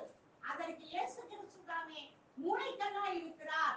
அவர் மேல் மாளிகை முழுவதும் இசைவாய் இணைக்கப்பட்டு கர்த்தருக்குள் பரிசுத்த ஆலயமாக எழும்புகிறது. அவர் மேல் நீங்களும் ஆவியினாலே தேவனுடைய வாசஸ்தலமாக கூட்டி கட்டப்பட்டு வருகிறீர்கள். கடைசி வசனம் முடிஞ்சிருச்சுங்களா? அப்படியே 1 பேதுரு 2ஆம் அதிகாரம் 4-5. 1 பேதுரு 2ஆம் அதிகாரம் வசனம் 4-5. மனுஷனால் தள்ளப்பட்டதாயினும் தேவனால் தெரிந்து கொள்ளப்பட்டதும் விலையேற பெற்றதுமாய் இருக்கிற ஜீவனுள்ள கல்லாகிய அவரிடத்தில் சேர்ந்தவர்களாகிய நீங்களும் ஜீவனுள்ள கற்களை போல ஆவிக்கேற்ற மாளிகையாகவும் இயேசு கிறிஸ்து மூலமாய் தேவனுக்கு பிரியவுமான ஆவிக்கேற்ற பலிகளை செலுத்தும்படிக்கு பரிசுத்த ஆசாரிய கூட்டமாகவும் கட்டப்பட்டு வருகிறீர்கள். இப்ப கட்டப்பட்டு வர்ற ஒரு பில்டிங்ல சைடுல உள்ள ரூம்ல தான் இப்ப ஆசாரியர்களா நம்ம ரெஸ்ட் எடுக்கிறோங்கிறத புரிஞ்சுக்கோங்க. அந்த கட்டப்பட்டு வர்ற தீரும்பொழுது நம்ம எங்க கட்டப்பட்டுருவோம்? பரலோகத்துல, சியோன் மலையில, மோரியா மலையில. இப்ப நம்ம சைடு ரூம்ல ரெஸ்ட் எடுக்கிறதுக்கு தேவன் ஒரு டெம்பரவரி இலைப்பாறுதலுக்குரிய சத்தியத்தின் இலைப்பாறுதலை கொடுத்திருக்காரா. நித்திய இலைப்பாறுதலுக்குள்ளாக பிரவேசிக்க நாம் உயிர்த்தெழுதலின் காரியத்துல 1ஆம் உயிர்த்தெழுதலில் பங்கடைய தேவன் தாமே இந்த அஸ்திவாரத்தின் ஜீவியத்துல பணித்தீட்டப்பட்ட கற்களாக, ஜீவனுள்ள கற்களாக நம்மளை ஒப்பு கொடுப்போம்.